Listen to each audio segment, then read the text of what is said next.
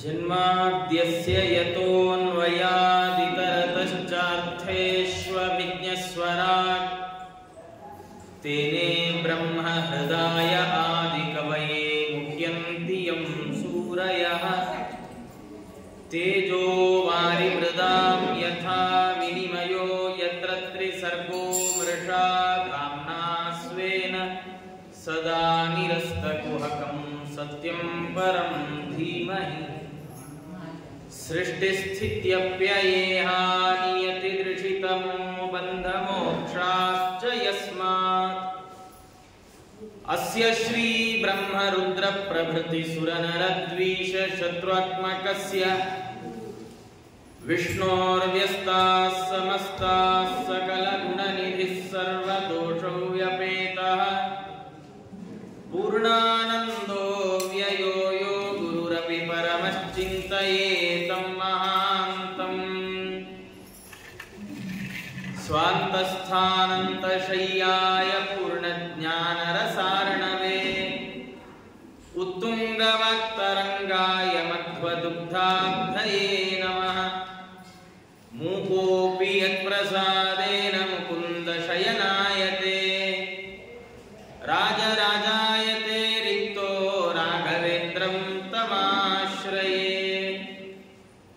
ತಪಸ್ವಾಧ್ಯಾಯ ಶುಶ್ರೂಷಾ ಕೃಷ್ಣ ಪೂಜಾರತಂ ಮುನಿಂ ವಿಶ್ವೇಶಮಿಷ್ಟದಂ ವಂದೇ ಪರಿವ್ರಾಟ್ ಚಕ್ರವರ್ತಿನಂ ಆಪಾದಮೌಳಿ ಪರ್ಯಂತಂ ಗುರುಣಾಮಾಕೃತಿಂ ಸ್ಮರೆತ್ ತೇನ ವಿಘ್ನಾಃ ಪ್ರಣಶ್ಯಂತಿ ಸಿದ್ಧ್ಯಂತಿ ಚ ಮನೋರಥಾಃ ಸ್ವಸ್ತ್ಯಸ್ತು ಸತಾಂ ಶ್ರೀ ಗುರುಭ್ಯೋ ನಮಃ ಹರಿ ಓಂ. ಇಲ್ಲಿಯವರೆಗೆ ಶುಕಾಚಾರ್ಯರು ಪರೀಕ್ಷಿತ್ ಮಹಾರಾಜರಿಗೆ ಎಲ್ಲ ರಾಜರ ಕಥೆಯನ್ನು ನಿರೂಪಣೆ ಮಾಡ್ತಾ ಅದರಲ್ಲಿ ಸೂರ್ಯವಂಶ ಮತ್ತು ಚಂದ್ರವಂಶಗಳ ಕಥೆಯನ್ನು ತಾವು ನಿರೂಪಣೆ ಮಾಡಿದ್ದಾರೆ. ಸೂರ್ಯವಂಶದಲ್ಲಿ ಪ್ರಧಾನವಾಗಿ ಭಗವಂತನ ಶ್ರೀರಾಮಚಂದ್ರ ರೂಪ ಅದನ್ನ ವರ್ಣನೆ ಮಾಡ್ತಾ, ಚಂದ್ರವಂಶದಲ್ಲಿ ಪ್ರಧಾನವಾದಂತಹ ಕೃಷ್ಣಾವತಾರವನ್ನು ಸಂಕ್ಷಿಪ್ತವಾಗಿ ವರ್ಣನೆ ಮಾಡಿದರು. ಹೀಗೆ ವರ್ಣನೆ ಮಾಡುವಾಗ ಪರೀಕ್ಷಿತ್ ಮಹಾರಾಜರು ಪ್ರಶ್ನೆ ಮಾಡ್ತಾರೆ,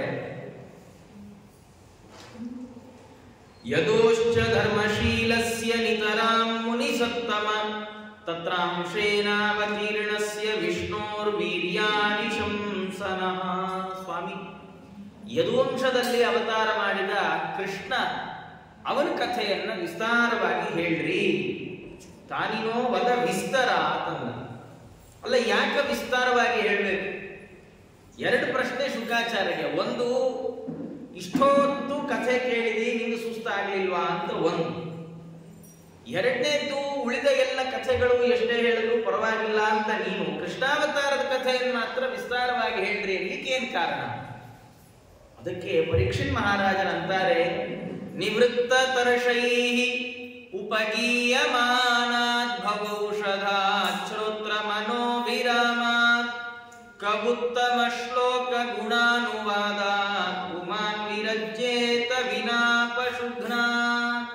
ಸ್ವಾಮಿ, ನಿವೃತ್ತ ತರ್ಷೈಃ, ಭಗವಂತನ ಕಥೆ ಎಂತದ್ದು ಅಂದ್ರೆ ಏನು ಅಪೇಕ್ಷೆ ಇಲ್ಲ, ನಮಗೆ ಇನ್ಯಾವುದು ಬೇಡಪ್ಪ, ಎಲ್ಲ ಬಿಟ್ಟಿದ್ದೀವಿ, ನಮ್ದೆಲ್ಲ ಮುಗಿದೋಯ್ತು ಅಂತ ಕೂತಿರ್ತಾರಲ್ಲ ಯಾರು? 80 ಅಲ್ಲ ಅಲ್ಲ, ಜೀವನ್ಮುಕ್ತರು, ವಯಸ್ಸಾದವರಲ್ಲ, ಜೀವನದಿಂದ ಮುಕ್ತಿಯನ್ನು ಪಡೆದವರು. ಅವರಿಗೆ ಮೋಕ್ಷ ಗ್ಯಾರಂಟಿ ಆಗ್ಬಿಟ್ಟಿದೆ. ಆದ್ರೆ ಪ್ರಾರಬ್ಧ ಕರ್ಮ ಸವಿಸ್ಲಿಕ್ಕೋಸ್ಕರ ಮಾತ್ರ ಈ ದೇಹವನ್ನ ಧಾರಣೆ ಮಾಡಿಕೊಂಡಿದ್ದಾರಲ್ಲ ಶುಕಾಚಾರ್ಯರು, ವಾಮದೇವರು, ವಸಿಷ್ಠರು ಮೊದಲಾದ ಋಷಿಗಳು, ಮುನಿಗಳು.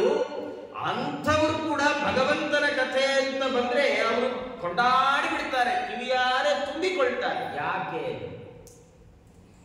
ಭವೌಷಧ, ಸಂಸಾರಕ್ಕೆ ಔಷಧ. ಸಾಮಾನ್ಯವಾಗಿ ಔಷಧ ಅಂದ್ರೆ ಈಗೆಲ್ಲ ಈ ಮಾತ್ರೆಗಳು ಬಂದ್ಬಿಟ್ಟಿದೆ, ಗೋಲಿ ಸುಮ್ಮನೆ ಬಾಯಿ ಹಾಕೊಂಡ್ರೆ ಒಳಗೆ ಹೋಗ್ಬಿಡುತ್ತೆ, ಏನು ಗೊತ್ತಾಗಲ್ಲ. ಆದ್ರೆ ಮುಂಚೆ ಎಲ್ಲ ಈ ತರದ ಮಾತ್ರೆಗಳಿರಲಿಲ್ಲ, ನಿಮ್ಗೆಲ್ಲ ಗೊತ್ತಿದೆ. ಕುಡಿ, ಯಾವುದೋ ಪುಡಿ ಅಥವಾ ಕಹಿಯಾದ ರಸ ಇಂಥದ್ದೆಲ್ಲ ಕೊಡ್ತಾ ಇದ್ರು. ಅದನ್ನೆಲ್ಲ ಜೇನುತುಪ್ಪದ ಜೊತೆ ಎಲ್ಲ ನಿಂಬೆ ಹಣ್ಣಿನ ಜೊತೆ ಸೇರಿಸ್ಕೊಂಡು ತಗೊಳ್ಬೇಕು, ಹಾಗೆ ಒಳಗೆ ಹೋಗ್ತಿದ್ದಿಲ್ಲ. ಆದ್ರೆ ತುಂಬಾ ದೇಹಕ್ಕೆ ಆರೋಗ್ಯ ಕೊಡ್ತಾ ಇತ್ತು. ಸಾಮಾನ್ಯವಾಗಿ ಔಷಧ ಅಂದ್ರೆ ಅದು ಬಹಳ ಕಹಿ, ಆ ಔಷಧ ಕಹಿಯಾಗಿರುತ್ತೆ.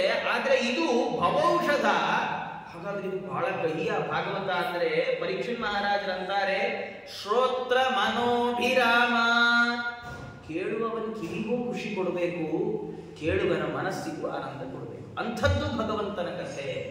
ಅಂಥ ಭಗವಂತನ ಕಥೆ, ಇಷ್ಟೆಲ್ಲ ಗುಣಗಳನ್ನ ಹೊಂದಿದ ಭಗವಂತನ ಕಥೆ ಹೇಳುವಾಗ ಯಾರಿಗಾದ್ರೂ ಸಾಕು ಅಂತ ಅನ್ನಿಸಿದ್ರೆ ಅವನು ನಿಜವಾಗಿ ಜಗತ್ತಿನ ಯಾವುದೇ ಆಗು ಹೋಗುಗಳನ್ನು ಬಲ್ಲವನಲ್ಲ.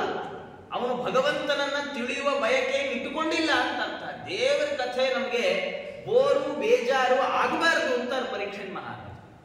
ಅಲ್ಲ ಆಯ್ತು, ಕೃಷ್ಣನ ಕಥೆಯನ್ನು ಯಾಕೆ ವಿಸ್ತಾರವಾಗಿ ಹೇಳಬೇಕು? ಅವರಂತಾರೆ, ಏನ್ ಹೇಳಿ ಸ್ವಾಮಿ, ಭಗವಂತ ನನ್ನ ಮೇಲೆ ಮಾಡಿರುವಂತಹ ಕರುಣೆ ಒಂದೆರಡಲ್ಲ.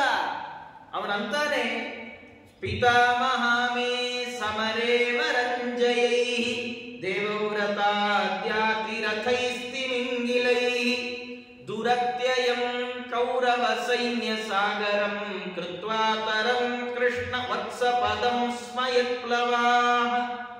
ಅವರಂತಾರೆ, ಯುದ್ಧದಲ್ಲಿ ದೊಡ್ಡ ಮಹಾಭಾರತದ ಸಂಗ್ರಾಮ, ಎಷ್ಟು ದೊಡ್ಡ ಯುದ್ಧ ಅಂದ್ರೆ ಆ ಯುದ್ಧದಲ್ಲಿ ಭಾಗವಹಿಸಿದ ಎಲ್ಲರೂ ತಮ್ಮ ತಮ್ಮ ಉತ್ತರಾಧಿಕಾರಿಯನ್ನ ಸಿಂಹಾಸನದ ಮೇಲೆ ಕೂಡಿಸಿಯೇ ಬಂದವರು. ಯಾರು ರಿಟರ್ನ್ ಟಿಕೆಟ್ ಮಾಡಿಸೇ ಇಲ್ಲ.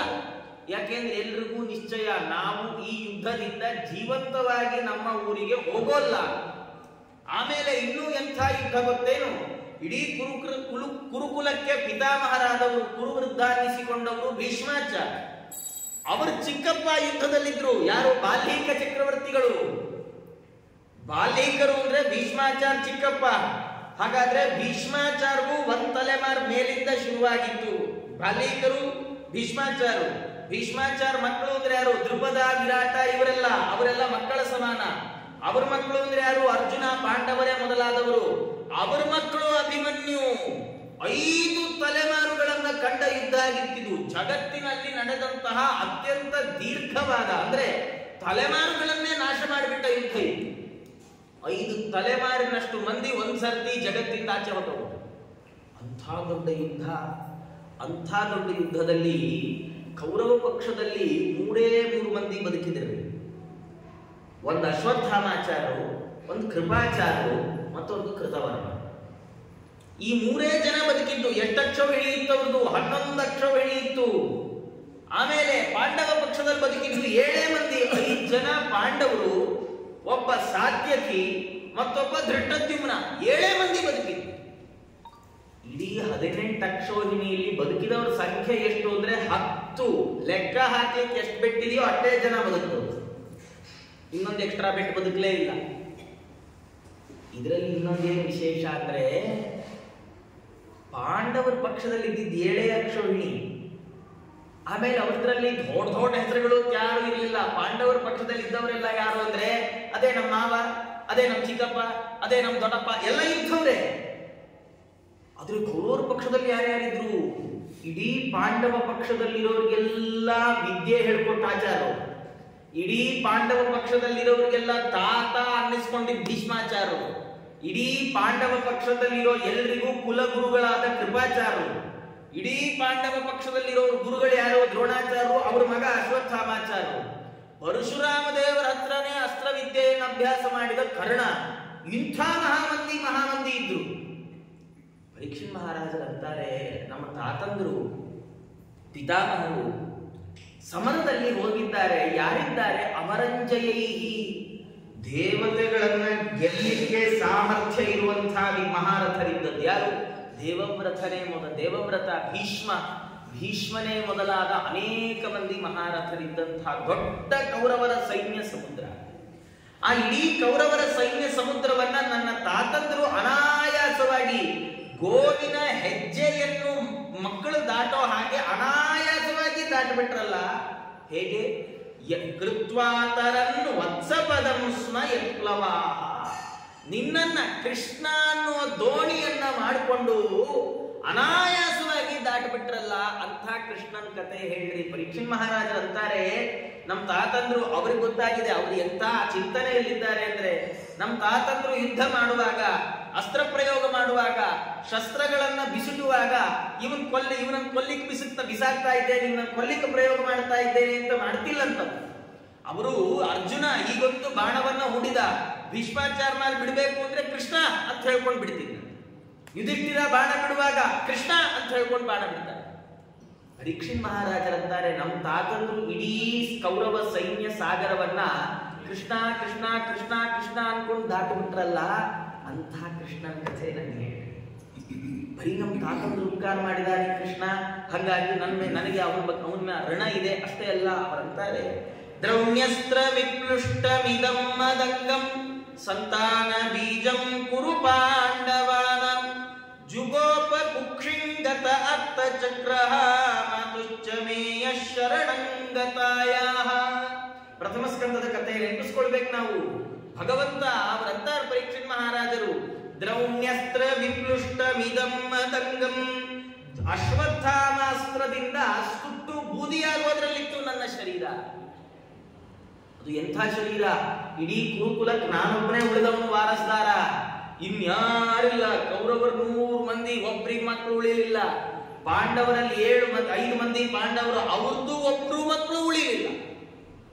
ಒಬ್ಬ ಭೀಮಸೇನ ದೇವರ ಮಕ್ಕಳು ಒಬ್ಬರು ಉಳಿತಾರೆ, ಅವರು ರುದ್ರದೇವರೇ ಅವರನ್ನು ಕರ್ಕೊಂಡು ಹೋದ್ರು ಅಂತ ನಿರ್ಣಯದಲ್ಲಿ ಆಚಾರ್ಯ ಉಲ್ಲೇಖ ಮಾಡ್ತಾರೆ. ಆದರೆ ರಾಜ್ಯವನ್ನ, ಅದಕ್ಕಾಗಿ ಅವನ ಹೆಸರು ಶರ್ವತ್ರಾತ ಅಂತಾಯಿತು ಅಂತ.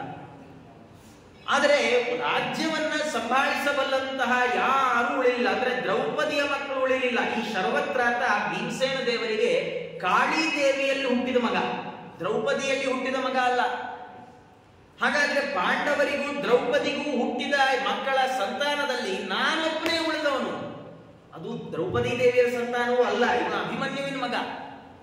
ಹಾಗಾಗಿ ಅವನು ಹೇಳ್ಕೊಳ್ತಾನೆ, ಇದು ಕುರು ಪಾಂಡವನಾಂ ಸಂತಾನ ಬೀಜ, ಇಡೀ ಕುರು ಪಾಂಡವರ ವಂಶದ ಕುಡಿ ನಾನು. ಆದ್ರೆ ದುರ್ಯೋಧನ ಇದನ್ನು ಯೋಚನೆ ಮಾಡಲಿಲ್ಲ, ಪಾಂಡವರ ಸಂತಾನ ಅಂತ ಅಷ್ಟೇ ಯೋಚನೆ ಮಾಡಿ ಏನ್ ಮಾಡಿದ, ಅಶ್ವತ್ಥಾಮಾಚಾರ್ಯರಿಂದ ಪ್ರತಿಜ್ಞೆ ಮಾಡಿಸಿಕೊಂಡ, ನನ್ನನ್ನು ನಾಶ ಮಾಡಲಿಕ್ಕೆ, ಹೊಟ್ಟೆಯಲ್ಲಿರೋ ಮಗುವನ್ನ ನಾಶ ಮಾಡಲಿಕ್ಕೆ ಅಶ್ವತ್ಥಾಮಾಚಾರ್ಯರು ಜುಟ್ಟು ಬಿಟ್ಟಿರೋ ಆಚಾರ್ಯ ಮನಸ್ಸು ಬರ್ತಂತೆ. ಏನ್ ಆಶ್ಚರ್ಯ ಮಹಾಭಾರತದ ಕಥೆ ಅಂದ್ರೆ, ನಮ್ಮ ಜೀವನದಲ್ಲಿ ನಮ್ಗೆ ಬೇಕಾದ ಎಲ್ಲಾ ಪಾಠ ಒಂದೇ ಮಹಾಭಾರತ. ಅವರಿದ್ರಲ್ಲ ಇಬ್ಬರು ಆಚಾರ್ಯರು, ಯಾರು ಕೃಪಾಚಾರ್ಯರು ಮತ್ತೆ ದ್ರೋಣಾಚಾರ್ಯರು, ಇಬ್ರು ಮಡಿ ಬ್ರಾಹ್ಮಣ. ಎಂಥ ಮಡಿ ಅಂದ್ರೆ ಆ ದ್ರೋಣಾಚಾರ್ಯರು, ಮಹಾಭಾರತ ಹೇಳುತ್ತೆ, ಶಿಲೋಂಚ ವೃತ್ತಿಯಿಂದ ಬದುಕಿದವರು. ಯಾವತ್ತೂ ಅಂಗಡಿಗೆ ಹೋಗಿ ದುಡ್ಡು ಕೊಟ್ಟು ಇವತ್ತಿಗೆ ಒಂದಿಷ್ಟು, ನಾಳೆ ಒಂದಿಷ್ಟು, ನಾಡಿದ್ದು ಒಂದಿಷ್ಟು ಅಂತ ಎಂದೆಂದು ತಾವು ಹಣವನ್ನಾಗಲಿ ಆಹಾರವನ್ನಾಗಲಿ ಕೂಡಿಟ್ಟವರಲ್ಲ. ಹೇಗೆ ಬದುಕ್ತಾ ಇದ್ರು ಅಂದ್ರೆ ಶಿಲೋಂಚ ವೃತ್ತಿ ಅಂತ ಕರೀತಾರೆ. ಶಿಲಾವೃತ್ತಿ, ಉಂಚ ವೃತ್ತಿ ಅಂತ. ಒಂದೇನು ಅಂದ್ರೆ ಎಲ್ಲ ಕಾಳುಗಳನ್ನ ತಗೊಂಡು ಹೋದ್ಮೇಲೆ ಗದ್ದೆಯಿಂದ ಪೈರು ಕಟಾವು ಮಾಡಿ, ಆ ಪೈರನ್ನೆಲ್ಲ ತಗೊಂಡು ಹೋದ್ಮೇಲೆ ಗದ್ದೆಯಲ್ಲಿ ಏನಾದ್ರು ಬಿದ್ದಿರುತ್ತಲ್ಲ ಕಾಳು, ಅದನ್ನ ಆಯ್ಕೊಂಡು ಅದನ್ನ ತಗೊಂಡು ಬಂದು ಅಡಿಗೆ ಮಾಡಿದ್ರೆ ಅದು ಶಿಲಾವೃತ್ತಿ ಅಂತ ಕರೀತಾರೆ. ಉಂಚ ವೃತ್ತಿ ಅಂದ್ರೆ ಈ ಕಾಳನ್ನೆಲ್ಲ ಬಡದಾಗ್ಬಿಡುತ್ತೆ, ಕಾಳನ್ನೆಲ್ಲ ಅದನ್ನ ಹಾಕಿ ಕಟಾವು ಮಾಡ್ತಾರೆ, ಕಟಾವು ಮಾಡಿ ಅದನ್ನೆಲ್ಲ ಒಣಗ್ಲಿಕ್ಕೆ ಹಾಕ್ತಾರೆ, ಒಣಗಿದ ಮೇಲೆ ಅದನ್ನೆಲ್ಲ ಬಡಿತಾರೆ.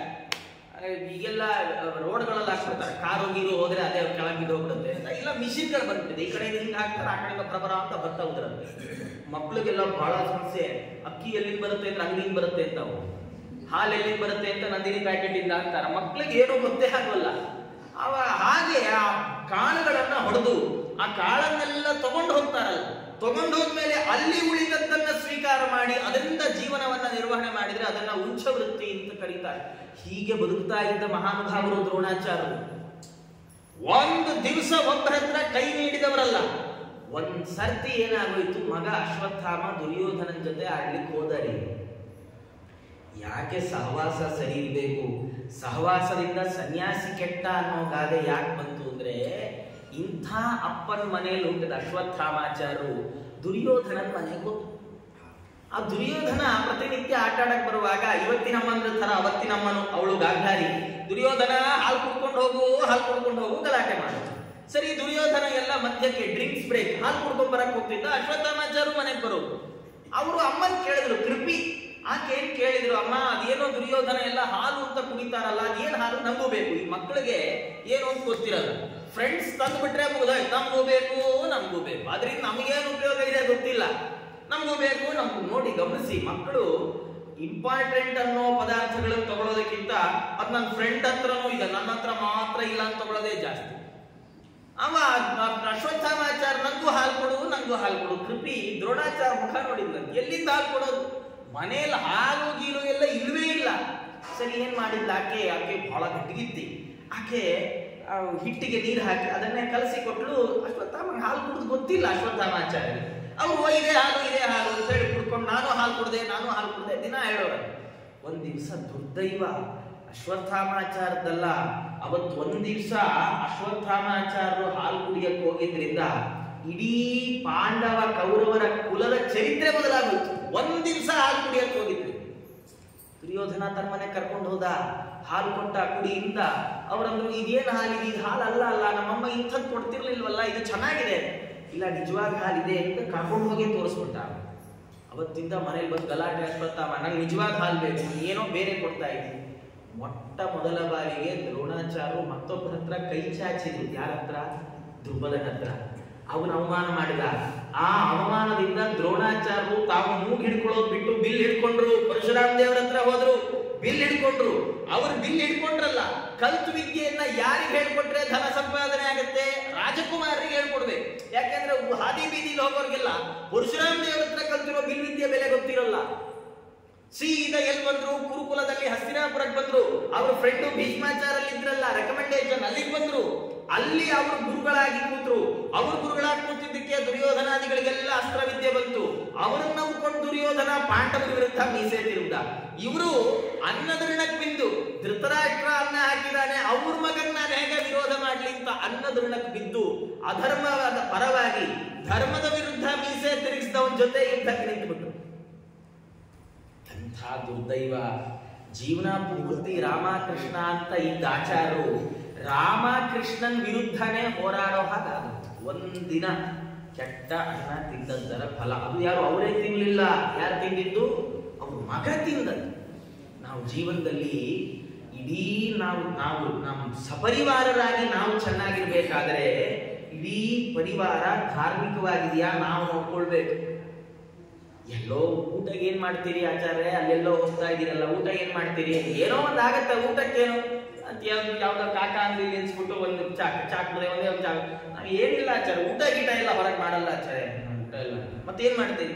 ಎಲ್ಲ ಆಗಾಗ ಟೀ ಕಾಫಿ ಏನಾದ್ರು ಇಂಥದ್ದೆಲ್ಲ ಮಾಡ್ಕೊಂಡ್ಬಿಟ್ರೆ ನೋಡಿ, ಒಂದು ದಿವಸ ಕುಡಿದಿದ್ದಕ್ಕೆ ಆಗತ್ತೆ.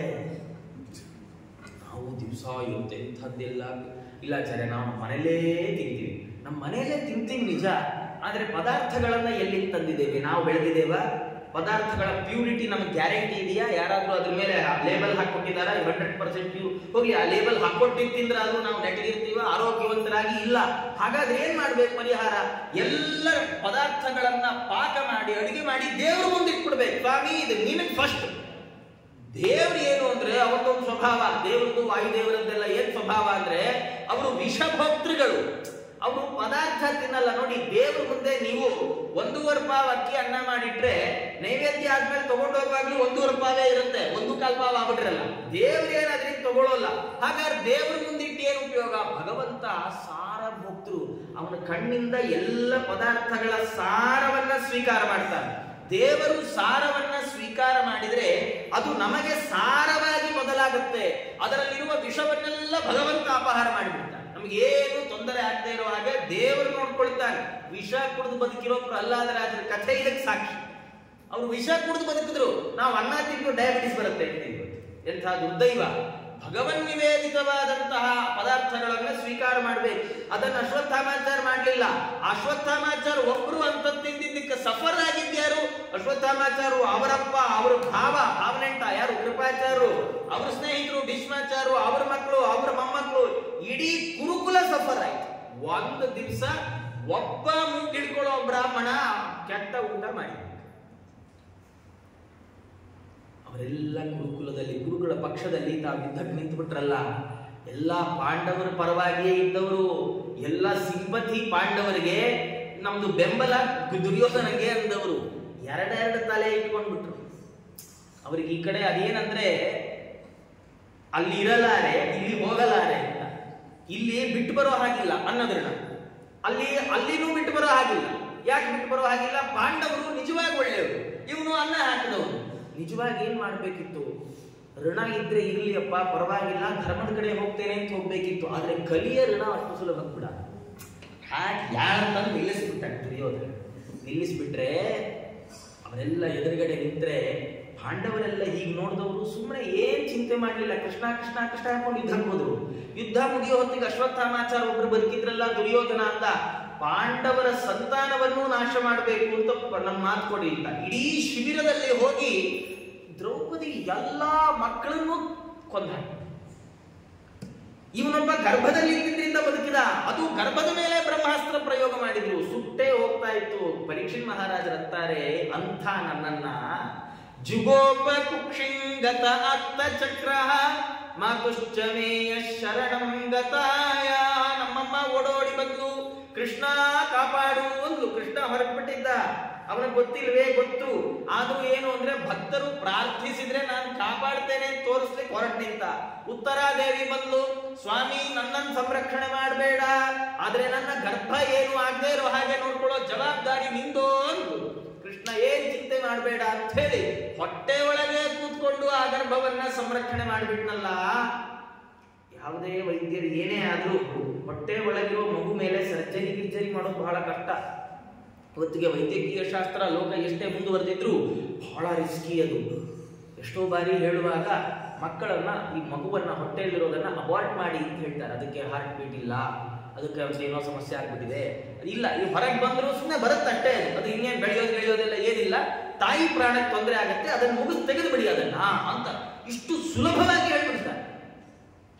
ನೋಡಿ, ಉತ್ತರಾದೇವಿ ಎಂಥ ಪರಿಸ್ಥಿತಿ. 16 ವಯಸ್ಸು ಗಂಡಂಗೆ. ಯುದ್ಧಕ್ಕೆ ಹೋದವ ಬರಲೇ ಇಲ್ಲ ವಾಪಸ್. ಯುದ್ಧಕ್ಕೆ ಹೋಗುವಾಗ ಈಕೆ ತುಂಬು ಗರ್ಭಿಣಿ, ಹೊಟ್ಟೆಯಲ್ಲಿ ಮಗು ಇದೆ. ಹೊಟ್ಟೆಯಲ್ಲಿ ಮಗುವನ್ನಿಟ್ಟುಕೊಂಡು ಗಂಡ ತೀರು ಹೋದ ಅನ್ನೋ ಸುದ್ದಿಯನ್ನ ತಾನು ಹೃದಯದಲ್ಲಿ ಧಾರಣೆ ಮಾಡಿಕೊಂಡಿದ್ದಾಳೆ. ಬದುಕಿದ್ದಾಳೆ ಯಾಕೆ ಅಂದ್ರೆ ಹೊಟ್ಟೆಯಲ್ಲಿ ಮಗು ಇದೆ ಅನ್ನೋ ಒಂದೇ ಕಾರಣಕ್ಕೆ. ಅಂಥ ಹೊಟ್ಟೆಯಲ್ಲಿರೋ ಮಗುವಿನ ಮೇಲೆ ಈ ಅಶ್ವತ್ಥಾಮಾಚಾರ್ಯರು ಬ್ರಹ್ಮಾಸ್ತ್ರ ಪ್ರಯೋಗ ಮಾಡಿಬಿಟ್ರು ಅನ್ನೋ ಸುದ್ದಿಯನ್ನು ಕೇಳಿದಾಗ ಎಂಥ ಆಘಾತ ಆಗಿಬೇಡ ಅವಳಿಗೆ. ಆದರೆ ಅವಳು ಅಂಥ ಸಂದರ್ಭದಲ್ಲಿ ದೇವರನ್ನ ಮರೆಯಲಿಲ್ಲ. ಕೃಷ್ಣನ ಹತ್ರ ಬಂದು, ಕೃಷ್ಣ ಏನ್ ಚಿಂತೆ ಮಾಡಬೇಡ ಅಂತ ಕಾಪಾಡಿಬಿಟ್ಟ. ಅವರಂತಾರೆ, ಇಂಥವನು ಭಗವಂತ ಬರೀ ನಮ್ಮ ವಂಶಕ್ಕೆ ಅನುಗ್ರಹ ಮಾಡಿದವನಲ್ಲ, ಬರೀ ನಮ್ಮ ತಾತಂದ್ರು ಅವರು ಕೃಷ್ಣನ್ ನೋಡಿದವರು. ಏನ್ ಹೇಳ್ತಾರೆ ಪರೀಕ್ಷಿತ್ ಮಹಾರಾಜರು ಅಂದ್ರೆ, ನಮ್ಮ ತಾತಂದ್ರಾದ್ರು ಕೃಷ್ಣನ್ ಸ್ನೇಹಿತರು, ಫ್ರೆಂಡ್ಸು, ಆತ್ಮೀಯರು. ಅವರಿಗೆ ಸ್ನೇಹದಲ್ಲಿ ಅವನು ಭಗವಂತ ಉಪಕಾರ ಮಾಡಿದಾನೆ, ಅನುಗ್ರಹ ಮಾಡಿದಾನೆ ದೊಡ್ಡದಲ್ಲ. ಹೊಟ್ಟೆಯಲ್ಲಿದ್ದೆ ನಾನು ಏನ್ ನೋಡ್ಲೆ, ನನ್ನ ಭಗವಂತ ನೋಡ್ಲೂ ಇಲ್ಲ. ಆದರೆ ನೋಡದೇ ಇರುವ ನನಗೂ ದೇವರು ಇಷ್ಟೆಲ್ಲ ಅನುಕೂಲ ಮಾಡಿಕೊಟ್ಟಿದ್ದಾನೆ, ನನ್ನನ್ನು ಬದುಕಿಸಿ ಕೊಟ್ಟಿದ್ದಾನಲ್ಲ. ಹಾಗಾಗಿ ವೀರ್ಯಾಣಿ ತಸ್ಯಾಖಿಲ ದೇಹ ಬಾಜಾಮಂತರ್ಬಹಿ ಕಾರಣ ಪೂರುಷ ಕಾಲ ರೂಪೈ ಪ್ರಯಚ್ಛತೋ ಮೃತ್ಯುಮನಾಮಯಂತ ಮಾಯಾ ಮನುಷ್ಯಸ್ಯ ವದಸ್ವ ವಿದ್ವಾನ್. ಅವರಂತಾರೆ, ಹಾಗಾಗಿ ಸ್ವಾಮಿ ನೀವೇನ್ ಮಾಡಿ, ಭಗವಂತ ಅವನು ಎಲ್ಲರ ಒಳ ಹೊರಗೆ ವ್ಯಾಪಿಸಿಕೊಂಡಿದ್ದಾನೆ, ಹೊರಗೆ ಎಲ್ಲರ ಒಳಗೆ ಬಿಂಬ ರೂಪದಿಂದಿದ್ದಾನೆ, ಎಲ್ಲ ಪದಾರ್ಥಗಳ ಹೊರಗೆ ಕಾಲ ರೂಪದಿಂದಿದ್ದಾನೆ. ಹೀಗೆ ಎಲ್ಲರ ಒಳ ಹೊರಗೆ ವ್ಯಾಪಿಸಿ ನೆಲೆಸಿ ನಿಯಾಮಿಸುವ ಬಿಡದೆ ಅಂತ ದಾಸರ. ಎಲ್ಲರ ಒಳ ಹೊರಗೆ ವ್ಯಾಪ್ತನಾಗಿದ್ದುಕೊಂಡು ಎಲ್ಲರನ್ನೂ ಸಲಹತಾ, ಎಲ್ಲರನ್ನೂ ನಿಯಮನ ಮಾಡುತ್ತಾ ಇರುವಂತಹ ಭಗವಂತ ಏನಿದ್ದಾನೆ, ಅವನು ಅವರವರ ಯೋಗ್ಯತಾನುಸಾರ ಸಂಸಾರವನ್ನು ಕೊಡ್ತಾನೆ, ಮುಕ್ತಿಯನ್ನು ಕೊಡ್ತಾನೆ. ಇಂಥ ದೇವರು ಮಾಯಾ ಮನುಷ್ಯ ಆಗಿ ಭೂಮಿಗೆ ಬಂದದ್ದು ಯಾಕೆ? ಮಾಯೆಯಿಂದ. ಮಾಯಾ ಅಂದ್ರೆ ಮ್ಯಾಜಿಕ್ ಅಲ್ಲ. ನಮ್ಗೆಲ್ಲ ಮಾಯೆ ಅಂದ್ರೆ ಮ್ಯಾಜಿಕ್ ಅಂತ ಗೊತ್ತು. ನಿಜವಾಗಿ ಮಾಯಾ ಶಬ್ದಕ್ಕೆ ಸಂಸ್ಕೃತದಲ್ಲಿ, ಅದರಲ್ಲಿಯೂ ಶಾಸ್ತ್ರದ ಅರ್ಥ ಏನು ಅಂದ್ರೆ ಭಗವಂತನ ಇಚ್ಛಾ ಅಂತ ಅರ್ಥ. ಮಾಯಾಂತು ಪ್ರಕೃತಿಂ ವಿದ್ಯಾನ್ ಮಾಯಿರಂತು ಮಹೇಶ್ವರಂ ಅಂತ ಆಚಾರ್ಯ ಉದಾಹರಿಸ್ತಾರೆ ಪ್ರಮಾಣವನ್ನು. ಮಾಯಾ ಅಂದ್ರೆ ಭಗವಂತನ ಇಚ್ಛಾಶಕ್ತಿ ಅಂತ ಅರ್ಥ. ಹಾಗಾಗಿ ಮಾಯಾ ಮನುಷ್ಯಸ್ಯ ಸ್ವೇಚ್ಛೆಯ ಮನುಷ್ಯ ರೂಪವನ್ನ ಧಾರಣೆ ಮಾಡಿದ ಆ ಭಗವಂತನ ಚರಿತ್ರೆ ಹೇಳ್ರಿ.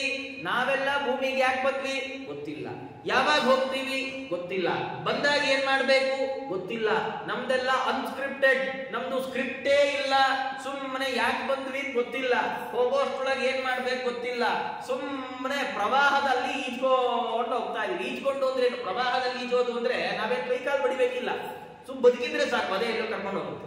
ನಾವು ಅಷ್ಟೇ, ವಿ ಆರ್ ಬೇರ್ಲಿ ಸರ್ವೈವಿಂಗ್ ಅಂತ. ನಾವು ಸುಮ್ಮನೆ ಈ ಸಂಸಾರದಲ್ಲಿ ಇರ್ಲಿಕ್ಕೆ ಪ್ರಯತ್ನ ಪಡ್ತಾ ಇದೀವಿ ಅಷ್ಟೇ, ನಾವೇನ್ ಸಾಧನೆ ಮಾಡ್ಲಿಕ್ಕೆ ಪ್ರಯತ್ನನೂ ಪಡ್ತಾ ಇಲ್ಲ. ಆದ್ರೆ ಭಗವಂತಂದ ಹಾಗಲ್ಲ ರೀ. ಭಗವಂತ ಬಂದದ್ಯಾಕೆ ಭೂಮಿಗೆ? ದೇವರು ಭೂಮಿಗೆ ಬಂದದ್ದು ಪುಣ್ಯ ಪಾಪಗಳಿಂದಲ್ಲ, ಪ್ರಾಚೀನ ಕರ್ಮಗಳ ಅನುಸಾರವಾಗಲ್ಲ. ಭೂಮಿಗೆ ಭಗವಂತ ಬಂದದ್ದು ಸ್ವೇಚ್ಛೆಯಿಂದ ಬಂದ. ನಾನು ಹೋಗ್ಬೇಕು ಅನ್ಕೊಂಡೇ ಹೋದ. ಆಮೇಲೆ ಯಾಕೆ ಹೋಗ್ಬೇಕು, ದೇವರಿಗೆ ಯಾಕೆ ಹೋಗ್ಬೇಕು ಗೊತ್ತಿದೆ, ಯಾವಾಗ ವಾಪಸ್ ಬರ್ಬೇಕು ಅದು ಭಗವಂತನ್ ಗೊತ್ತಿದೆ, ಅಲ್ಲಿ ಹೋದಾಗ ಏನೇನ್ ಮಾಡ್ಬೇಕು ಅದು ದೇವರಿಗೆ ಗೊತ್ತಿದೆ. ಹಾಗಾಗಿ ಇಂಥ ದೇವರ ಕಥೆ ವಿಚಿತ್ರ. ಆ ಕಥೆಯನ್ನು ನಂಗೊಂಚೂರು ವಿಸ್ತಾರವಾಗಿ ಹೇಳ್ರಿ ಅಂತ ಹೇಳ್ತಾ ಪರೀಕ್ಷಿತ್ ಮಹಾರಾಜರು ಪ್ರಶ್ನೆ ಮಾಡಿದ್ರೆ ಅದಕ್ಕೆ ಶುಕಾಚಾರ್ಯರು ಹೇಳಲಿಕ್ಕೆ ಹೊರಟಿದ್ದಾರೆ. ಒಮ್ಮೆ ಏನಾಗಿದೆ, ಭೂಮಿಯಲ್ಲಿ ತುಂಬಾ ಭಾರ ಆಗಿಬಿಟ್ಟಿದೆ. ಭೂಮಿಗೆ ಭಾರ ಆಗಿದ್ಯಾಕೆ? ಭೂಮಿ ಭಾರನ ಯಾರು ತೂಕ ಹಾಕಿದ್ರು? ಯಾಕಂದ್ರೆ ಭಾರ ಅಂತ ನಮ್ಗೆ ಹೆಂಗ್ ಗೊತ್ತಾಗುತ್ತೆ? ನಾವು ಸುಮ್ಮನೆ ಅಲ್ಲಿ ಕೂತ್ಕೊಂಡು ನೀವು ಆಚಾರ್ಯ ನೀವು ತುಂಬಾ ಭಾರ ಇದ್ದೀರಾ ಅನ್ಸತ್ತೆ ಅಂತಾರ, ಹೆಂಗ್ ಗೊತ್ತಾಗುತ್ತೆ? ಹಾಗಾದ್ರೆ ಭಾರ ಗೊತ್ತಾಗೋದು ತೂಕದಿಂದ. ಹಾಗಾದ್ರೆ ಭೂಮಿಗೆ ಭಾರ ಆಯ್ತು ಅಂದ್ರೆ ಏನರ್ಥ? ಭಾಗವತ ಹೇಳುತ್ತೆ, ಭೂಮಿ ದೃಪ್ತ ನರವ್ಯಾಜ ದೈತ್ಯಾನೀಕಶತೈರ್ಯುತ ಆಕ್ರಾಂತ ಭೂರಿ ಭಾರೇಣ ಬ್ರಹ್ಮಾಣಂ ಶರಣಂ ಯಯೌ. ಭೂಮಿಯಲ್ಲಿ ದೃಪ್ತ ದೃಪಂ ವ್ಯಾಜ ದೈತ್ಯಾನೀಕ ಶತಾಯುತೈ, ದೃಪ್ತರಾದ ದುರಾಂಕಾರದಿಂದ ಮದಿಸಿದ ದೈತ್ಯರೆಲ್ಲ ರಾಜರ ರೂಪದಲ್ಲಿದ್ರಂತೆ. ಯಾವಾಗ ಕೃಷ್ಣ ಹುಟ್ಟೋಕ್ ಮುಂಚಿನ ಕಥೆ ಇದು. ಆಗ ದೈತ್ಯರು ಯಾವ ರೂಪದಲ್ಲಿದ್ರು?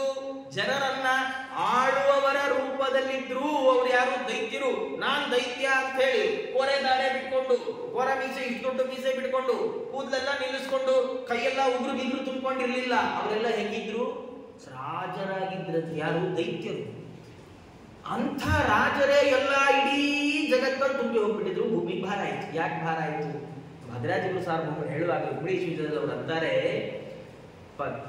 ತಥಾಹಿ ಲೋಕೆ ಪತಿನಿಂದಕೇಭ್ಯ ಪತಿವ್ರತಾನಾಂ ಅಪರತ್ವ ಭಾರ.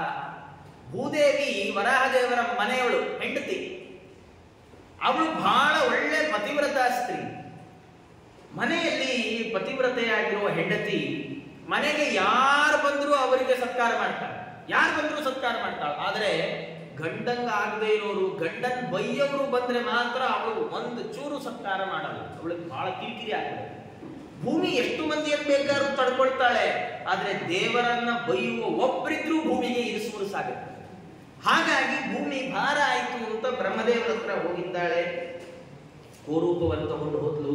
ಬ್ರಹ್ಮದೇವರಂದ್ರು, ನಮ್ಮ ಈ ಸಮಸ್ಯೆಗೆ ನನ್ನ ಹತ್ರ ಪರಿಹಾರ ಇಲ್ಲ, ನಡಿ ದೇವರ ಹತ್ರ ಹೋಗೋಣ ಅಂತ ಹೇಳಿ ಭಗವಂತನ ಜಾಗಕ್ಕೆ ಹೊರಟಿದ್ದಾರೆ. ಹೊರಟು ಅಲ್ಲಿ ಭಗವಂತ ತಾನು ಎಲ್ಲರಿಗೆ ಅಶರೀರನಾಗಿ ನುಡಿದಿದ್ದಾನೆ. ಯಾಕಂದ್ರೆ ಬ್ರಹ್ಮದೇವ, ಲಕ್ಷ್ಮಿ ಮಾತ್ರ ದೇವರ ರೂಪವನ್ನ ಕಾಣುವವಳು. ಬ್ರಹ್ಮದೇವರು ಭಗವಂತನ ವಾಣಿಯನ್ನ ಕೇಳುವವರು. ರುದ್ರಾದಿ ದೇವತೆಗಳಿಗೆ ಏನೋ ದೇವರು ಹೇಳ್ದ ಅಂತ ಗೊತ್ತಾಗತ್ತೆ. ಇಂದ್ರಾದಿ ದೇವತೆಗಳಿಗೆ ಏನೂ ಗೊತ್ತಾಗಲ್ಲ. ಅವ್ರು ಸುಮ್ಮನೆ ಈಗ ನಿಂತಿರ್ಬೇಕಟ್ಟೆ ಬ್ರಹ್ಮದೇವ ಮುಖ ನೋಡ್ಕೊಂಡು. ಹೀಗೆ ಅವರಲ್ಲಿ ವ್ಯತ್ಯಾಸ ಇರುವಂಥದ್ದು. ಬ್ರಹ್ಮದೇವರಿಗೂ ದೇವರು ಕಾಣಬೇಕು ಅಂತ ನಿಯಮ ಇಲ್ಲ. ದೇವರು ಹೇಳಿದ್ದು ಕೇಳುವ ಯೋಗ್ಯತೆ ಅವರಿಗಿದೆ. ಲಕ್ಷ್ಮಿಗೆ ದೇವರು ಕಾಣ್ತಾನೆ, ಕೇಳಿಸ್ತಾನೆ. ಬ್ರಹ್ಮದೇವರಿಗೆ ಭಗವಂತ ಆದೇಶ ಮಾಡಿದ್ದಾನೆ, ಏನೇನ್ ಮಾಡಬೇಕು ಅಂತ ಭಗವಂತ ಆದೇಶ ಮಾಡಿದಾಗ ಬ್ರಹ್ಮದೇವರೆಲ್ಲ ಹಾಗೆ ಆಗಲಿ ಅಂತ ಹೇಳಿ ಎಲ್ಲ ದೇವತೆಗಳ ಕಡೆ ತಿರುಗಿ ಹೇಳಿದ್ದಾರೆ. ಭಗವಂತ ಭೂಮಿಗೆ ಬರ್ತಾ ಇದ್ದಾನೆ, ನೀವೇನ್ ಮಾಡ್ರಿ, ಬೇಗ ಯಾವ ರೂಪ ಆಗತ್ತೋ, ಏನೇನ್ ಅವತಾರ ಆಗತ್ತೋ ಎಲ್ಲ ತಗೊಂಡ್ಬಿಡ್ರಿ, ದೇವರ ಸೇವೆ ಎಲ್ಲ ಹೊರಡ್ರಿ. ಏನಂದ್ರೆ ದೇವತೆಗಳು ತಮ್ಮ ಪುಣ್ಯ ಕರ್ಮವನ್ನ ಪೂರ್ತಿ ಮಾಡಿಕೊಳ್ಳೋ, ತಮ್ಮ ಸಾಧನೆಯ ಪೂರ್ತಿ ಮಾಡಿಕೊಳ್ಳುವಾಗ ಯಾವಾಗ ಅಂದ್ರೆ 2 ಬಾರಿ ಅವರು ಭೂಮಿಗೆ ಬರ್ತಾರೆ. ಒಂದು ದೇವರು ರಾಮನಾಗಿ ಬಂದಾಗ, ಇನ್ನೊಂದು ದೇವರು ಕೃಷ್ಣನಾಗಿ ಬಂದಾಗ. ಇದರಲ್ಲಿ ಏನ್ ವಿಶೇಷ ಅಂದ್ರೆ, ರಾಮಾವತಾರದಲ್ಲಿ ಯಾವ ದೇವತೆಗಳ ಸಾಧನೆ ಕಂಪ್ಲೀಟ್ ಆಗ್ಲಿಲ್ಲ, ಆ ದೇವತೆಗಳಿಗೆ ಭಗವಂತ ಕೃಷ್ಣಾವತಾರದಲ್ಲಿ ಲೀಡಿಂಗ್ ರೋಲ್ ಕೊಡ್ತಾನೆ. ನೀವು ಗಮನಿಸಿ, ರಾಮಾವತಾರದಲ್ಲಿ ಯಾರ ಸಾಧನೆ ಪೂರ್ಣ ಆಯ್ತು, ಸುಗ್ರೀವಂದು, ಯಾರದು ಸೂರ್ಯ, ಅವನ ಸಾಧನೆ ಕಂಪ್ಲೀಟ್ ಆಯ್ತಲ್ಲ, ಯಾರ ಸಾಧನೆ ಕಂಪ್ಲೀಟ್ ಆಗಿಲ್ಲ, ವಾಲಿ ಗುಜ್ಜನೆ ಗತಪ್ರಾಣನಾಗ್ಬಿಟ್ಟ ರಾಮದೇವ್ರ ಕೈ. ಇಂದ್ರ ದೇವ್ ಏನ್ ಮಾಡ್ದ, ರೋಲ್ ರಿವರ್ಸ್ ಮಾಡ್ಬಿಟ್ಟ ಕೃಷ್ಣಾವತಾರ. ಇಂದ್ರಂಗಂದ ನೀನ್ ನನ್ ಪಕ್ಕ ಇರ್ಬೇಕು, ವಾಲಿ ಸುಗ್ರೀವ ಸೂರ್ಯಂಗಂದ ನೀನೊಂಚು ದೂರ ನಿಂತ್ಕೊ, ನಿಂದಾಗಿದೆ ಮುಗಿದಿದೆ ನಿಂದು ಸೇವೆ, ಇವನ್ಗೀಗ ಟೈಮ್. ಯಾರ್ಯಾರ ಸಾಧನೆ ರಾಮಾವತಾರದಲ್ಲಿ ಮುಗಿಯೋಲ್ಲೋ ಅವರ ಸಾಧನೆಗೆ ಕೃಷ್ಣಾವತಾರದಲ್ಲಿ ಭಗವಂತ ಅವಕಾಶ ಮಾಡಿಕೊಡ್ತಾನೆ. ಅದಕ್ಕೆ ಸಮಹ ಅಂತ ಕರೆಯೋದು ದೇವರನ್ನು, ಎಲ್ರಿಗೂ ಪೂರ್ಣ ಅವಕಾಶ. ಇದು ದೇವತೆಗಳಿಗೆ ಮಾತ್ರ ಅಲ್ಲ, ದೈತ್ಯರಿಗೂ ಹೀಗೆ. ಯಾವ ದೈತ್ಯ ರಾಮಾವತಾರದಲ್ಲಿ ಸಾಧನೆ ಮುಗಿಸ್ಕೊಳ್ಳಿಲ್ಲ ಅವನ ಸಾಧನೆ ಅವನನ್ನು ಕೃಷ್ಣಾವತಾರದಲ್ಲಿ ವಾಪಸ್ ಕರ್ಕೊಂಡ್ಬಿಡ್ತಾನೆ ದೇವರು. ಬಾಬಾ ಬಾಬಾ ನೀನ್ ಬರ್ಬೇಕು, ನಿಂತ್ಕೊ ನಿಂತ್ಕೊ ನಿಂತ್ಕೊ ಅಂತ. ಇದು ಕೃಷ್ಣಾವತಾರ ರಾಮಾವತಾರಗಳ ಲಾಜಿಕ್ ಇದು.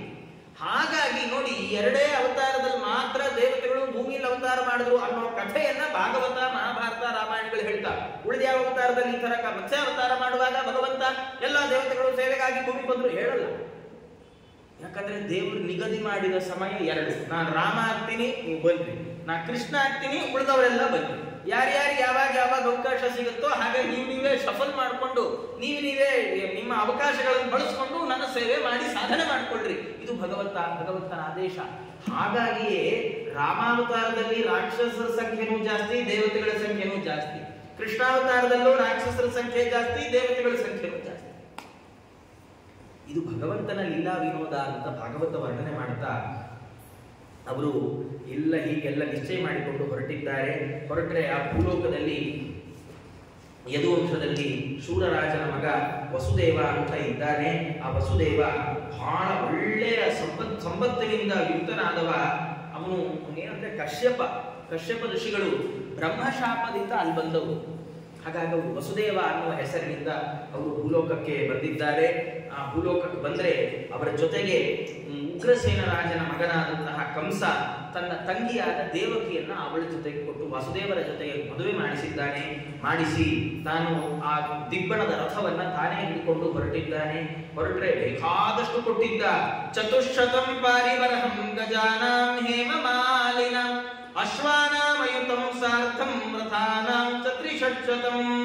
ಒಳ್ಳೆ ಬಂಗಾರದ ಮಾಲೆಗಳಿಂದ ಅಲಂಕೃತಗೊಂಡ 400 ಆನೆ, 15,000 ಕುದುರೆ, 1,800 ರಥ, ಇದನ್ನೆಲ್ಲ ಅವನು ಮದುವೆ ಟೈಮಲ್ಲಿ ಉಡುಗೊರೆಯಾಗಿ ಕೊಟ್ಟನಂತ ವಸುದೇವರಿಗೆ. ಇಷ್ಟೆಲ್ಲ ಕೊಟ್ಟಿದ್ದಾನೆ. ಅವನೇ ತಾನು ಕರ್ಕೊಂಡು ಹೊರಟ್ರೆ ದಾರಿಯಲ್ಲೇ ಅಚರಿರ್ವಾಣಿ ಆಗೋಯ್ತು. ಅಸ್ಯಾಸ್ವಾಂ ಅಷ್ಟಮೋ ಗರ್ಭ ಹಂತ ಯಾಮ್ ನಯಸೇ ಬುಧ. ಇವಳು 8ನೇ ಗರ್ಭ ನಿನ್ನನ್ನು ಕೊಂದಾಕತ್ತೋ, ಇವಳನ್ನೇ ಮೆರವಣಿಗೆ ಮಾಡ್ಕೊಂಡು ಕರ್ಕೊಂಡು ಹೊರಟಿದೆಯಲ್ಲ. ಅವನ ಕೈಯಲ್ಲಿ ರಥದ ಈ ಲಗ ಹಿಡ್ಕೊಂಡವನು ಲಗ ಬಿಟ್ಟ ಕತ್ತಿ ಹಿಡಿದ. ಅಂದ್ರೆ ದುಷ್ಟರ ಮನಸ್ಸು ಬದಲಾಗ್ಲಿಕ್ಕೆ 1 ಮಿಲಿ ಸೆಕೆಂಡ್ ಸಾಕು. ಇದಕ್ಕೆ ಅಂತರ್ಮಲಿನ ಹೇಳುವಾಗ ಅವ್ಯವಸ್ಥಿತ ಚಿತ್ತಾನಾಂ ಪ್ರಸಾದೋಪಿ ಭಯಂಕರ ಅಂತ ಸಂಸ್ಕೃತದೊಂದು ಮಾತು. ಯಾರ ತಲೆ ನೆಟ್ಟಿಗಿಲ್ವೋ ಅವರು ನಮ್ಗೇನೋ ಒಳ್ಳೇದು ಮಾಡ್ತಾ ಇದ್ದಾರೆ ಅಂದ್ರೆ ಬಹಳ ಹೆದರ್ಕೋಬೇಕು ನಾವು. ಯಾರೋ ತಲೆ ಅವ್ರಿಗೆ ಗೊತ್ತು, ಅವರು ಒಂದ್ಸತಿ ಹಿಂಗಂತಾರ, ಒಂದ್ಸತಿ ಹಂಗಂತಾರ ಅಂತವ್ರು ಆಚಾರ್ಯ ಒಂಚೂರು ನಮ್ಮ ಮನೆಗೆ ಬನ್ನಿ ಅಂತ ಕರೆದ್ರೆ ಹೋಗ್ಬೇಕಾ ಬೇಡವಾ ಅಂತ 10 ಸತಿ ಯೋಚನೆ ಮಾಡುವಂತೆ. ಯಾಕೆ ಕರೀತಾರೋ, ಏನ್ ಮಾಡ್ತಾರೋ, ಆಚಾರ್ಯ ಹಿಂಗೆ ಒಂಚೂರು ಹಾಕಿ ಹೋಗೋಣ, ಎಲ್ಲಿಗೂ ಬೇಡಪ್ಪ ಬಿಟ್ಬಿಡು, ನಾ ಮನೆಗೆ ಹೋಗ್ಬರ್ತೀನಿ ಅಂತ ಅನ್ಬೇಕಂತ. ಅವ್ಯವಸ್ಥಿತ ಚಿತ್ತಾನಾಂ ಪ್ರಸಾದೋಪಿ ಭಯಂಕರ. ಇವನು ಮಹಾವ್ಯವಸ್ಥೆ ಕಂಸ. ಒಂದು ಕ್ಷಣ ಲಗ ಹಿಡ್ಕೊಂಡ, ಅಚರಿರ್ವಾಣಿ ಆದ ತಕ್ಷಣ ಲಗ ಕೆಳಗೆ ಹಾಕ್ತಾ ಕತ್ತಿ ತೆಗೆದ, ದೇವಕಿ ತೆಗೆದು ಬಿಡ್ತೀನಿ ಅಂತ ಹೊರಟ. ತಂಗಿ ಮದುವೆ ಆಗಿದ್ದಿನ ಮುಗಿಸ್ಬಿಡ್ತೀನಿ ಅಂತ ಹೊರಟ. ವಸುದೇವರಂದಿದ್ದಾರೆ, ನೀ ಹಾಗೆಲ್ಲ ಮಾಡಬಾರ್ದಪ್ಪ. ಅವರು ಸಾಮೋಪಾಯವನ್ನ ಪ್ರಯೋಗ ಮಾಡಿದ್ರಂತೆ. ಏನು ಅಂದ್ರೆ ಸಾಮ 5 ವಿಧ ಅಂತ ಹೇಳುತ್ತೆ.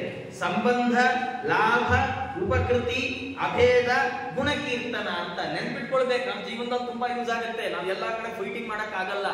ಏನಂದ್ರೆ ಮೊದಲನೇ ಸಾಮ ಅಂದ್ರೆ ಸಮಾಧಾನದ, ಏನಂದ್ರೆ ಮೊದಲನೇದು ಸಂಬಂಧ ಅಂತ.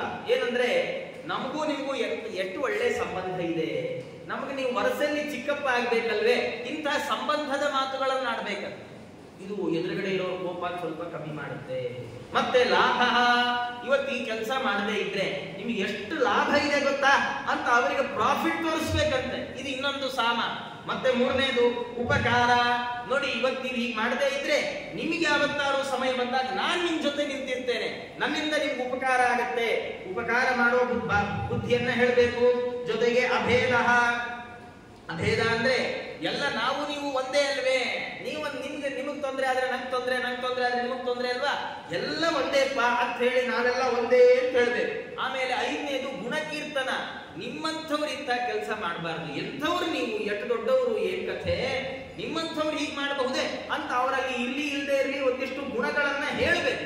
ಇದನ್ನ ಸಾಮೋಪಾಯ ಅಂತ 5 ಥರದ್ದು. ಆಮೇಲೆ ಎಲ್ಲರೂ ಮನೆಯಲ್ಲಿ ಪ್ರಯೋಗ ಮಾಡ್ಬಿಟ್ಟಿರ, ಸುಮ್ಮನೆ ಹೇಳಿದೆ ಅಷ್ಟೇ.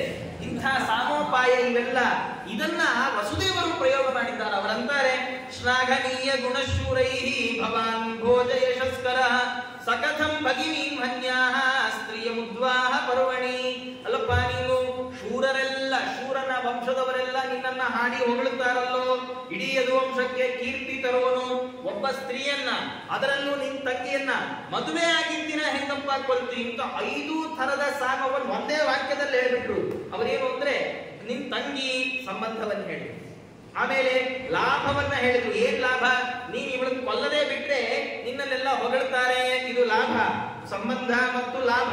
ಉಪಕೃತಿ, ಉಪಕೃತಿ ಏನು ಅಂದ್ರೆ, ನೀನು ಹೀಗೆ ಸುಮ್ಮನೆ ನಿನ್ನ ತಂಗಿಯನ್ನ ಬಿಟ್ಬಿಟ್ರೆ ನಿನಗೆ ದೊಡ್ಡ ಉಪಕಾರ ಆಗತ್ತೆ. ಏನು ಉಪಕಾರ? ವಿವಾಹ ಸಂದರ್ಭ ಅಲ್ಲ, ನಂಗೊಂಚೂರು ಉಪಕಾರ ಮಾಡು, ನಾನ್ ನಿಂಗೆ ಉಪಕಾರ ಮಾಡ್ತೀನಿ. ಹೀಗೆಲ್ಲ ಸಾಮದ ಮಾತುಗಳೆಲ್ಲ ಬಹಳ ಬಹಳ ಹೇಳಿದ್ದಾರೆ. ಹೇಳಿ ಅಂದ್ರು, ನೋಡಪ್ಪ, ಇವತ್ತು ಇವಳನ್ನು ಬಿಟ್ಬಿಡು, ನಿನಗೇನ್ ತೊಂದರೆ, ಇವಳಿಂದ ನಿನ್ ಸಾವ ಅಲ್ಲ, ಇವಳು 8ನೇ ಗರ್ಭದಿಂದಲ್ಲ, ಇವಳು ಹುಟ್ಟಿದ ಮಕ್ಕಳನ್ನೆಲ್ಲ ನಿಂಗೆ ತಂದು ಕೊಡ್ತೀನಿ ಅಂತ. ಕಂಸ ಹಾಗೆ ಆಗ್ಲಿ ಬಿಟ್ಬಿಟ್ಟ. ಸರಿ, ಬಿಟ್ರೆ ಮೊದಲನೇ ಮಗು ಆಯ್ತು. ಮೊದಲನೇ ಮಗು ಆದ್ರೆ ಅವ್ರು ಏನ್ ಮಾಡಿದ್ದಾರೆ, ತತ್ಸೀದ ತಗೊಂಡು ಹೋಗಿ ಕಂಸಕ್ಕೆ ಕೊಲ್ತಾನೆ ಅಂತ ಗೊತ್ತಿದೆ, ತಗೊಂಡು ಹೋಗಿ ಕಂಸಕ್ಕೆ ಕೊಟ್ರೆ ಕಂಸ ಅಂದ, ಇಲ್ಲ ಇಲ್ಲ, ಇದು ಇನ್ನು ಮೊದಲನೇ ಮಗು ಅಲ್ಲ, ವಾಪಸ್ ಕರ್ಕೊಂಡು ಹೋಗಿ, ನಂಗೆ 8ನೇ ಮಗು ತಂದು ಕೊಟ್ರೆ ಸಾಕು ಅಂತ. ಭಾಗವತ ಹೇಳುತ್ತೆ, ಅದನ್ನು ವಾಪಸ್ ತಗೊಂಡು ಹೋಗುವಾಗ ನಾಭ್ಯನಂದತ ತದ್ವಾಕ್ಯಂ, ವಸುದೇವರಿಗೆ ಖುಷಿ ಆಗ್ಲಿಲ್ವ. ನಿಜವಾಗಿ ಕಳೆದೋಯ್ತು ಅನ್ಕೊಂಡು ಮಗು ವಾಪಸ್ ಸಿಕ್ತು ಅಂತ ಖುಷಿ ಪಡ್ಬೇಕಿತ್ತು, ಅದ್ರ ಖುಷಿ ಆಗ್ಲಿಲ್ಲ. ಯಾಕೆ?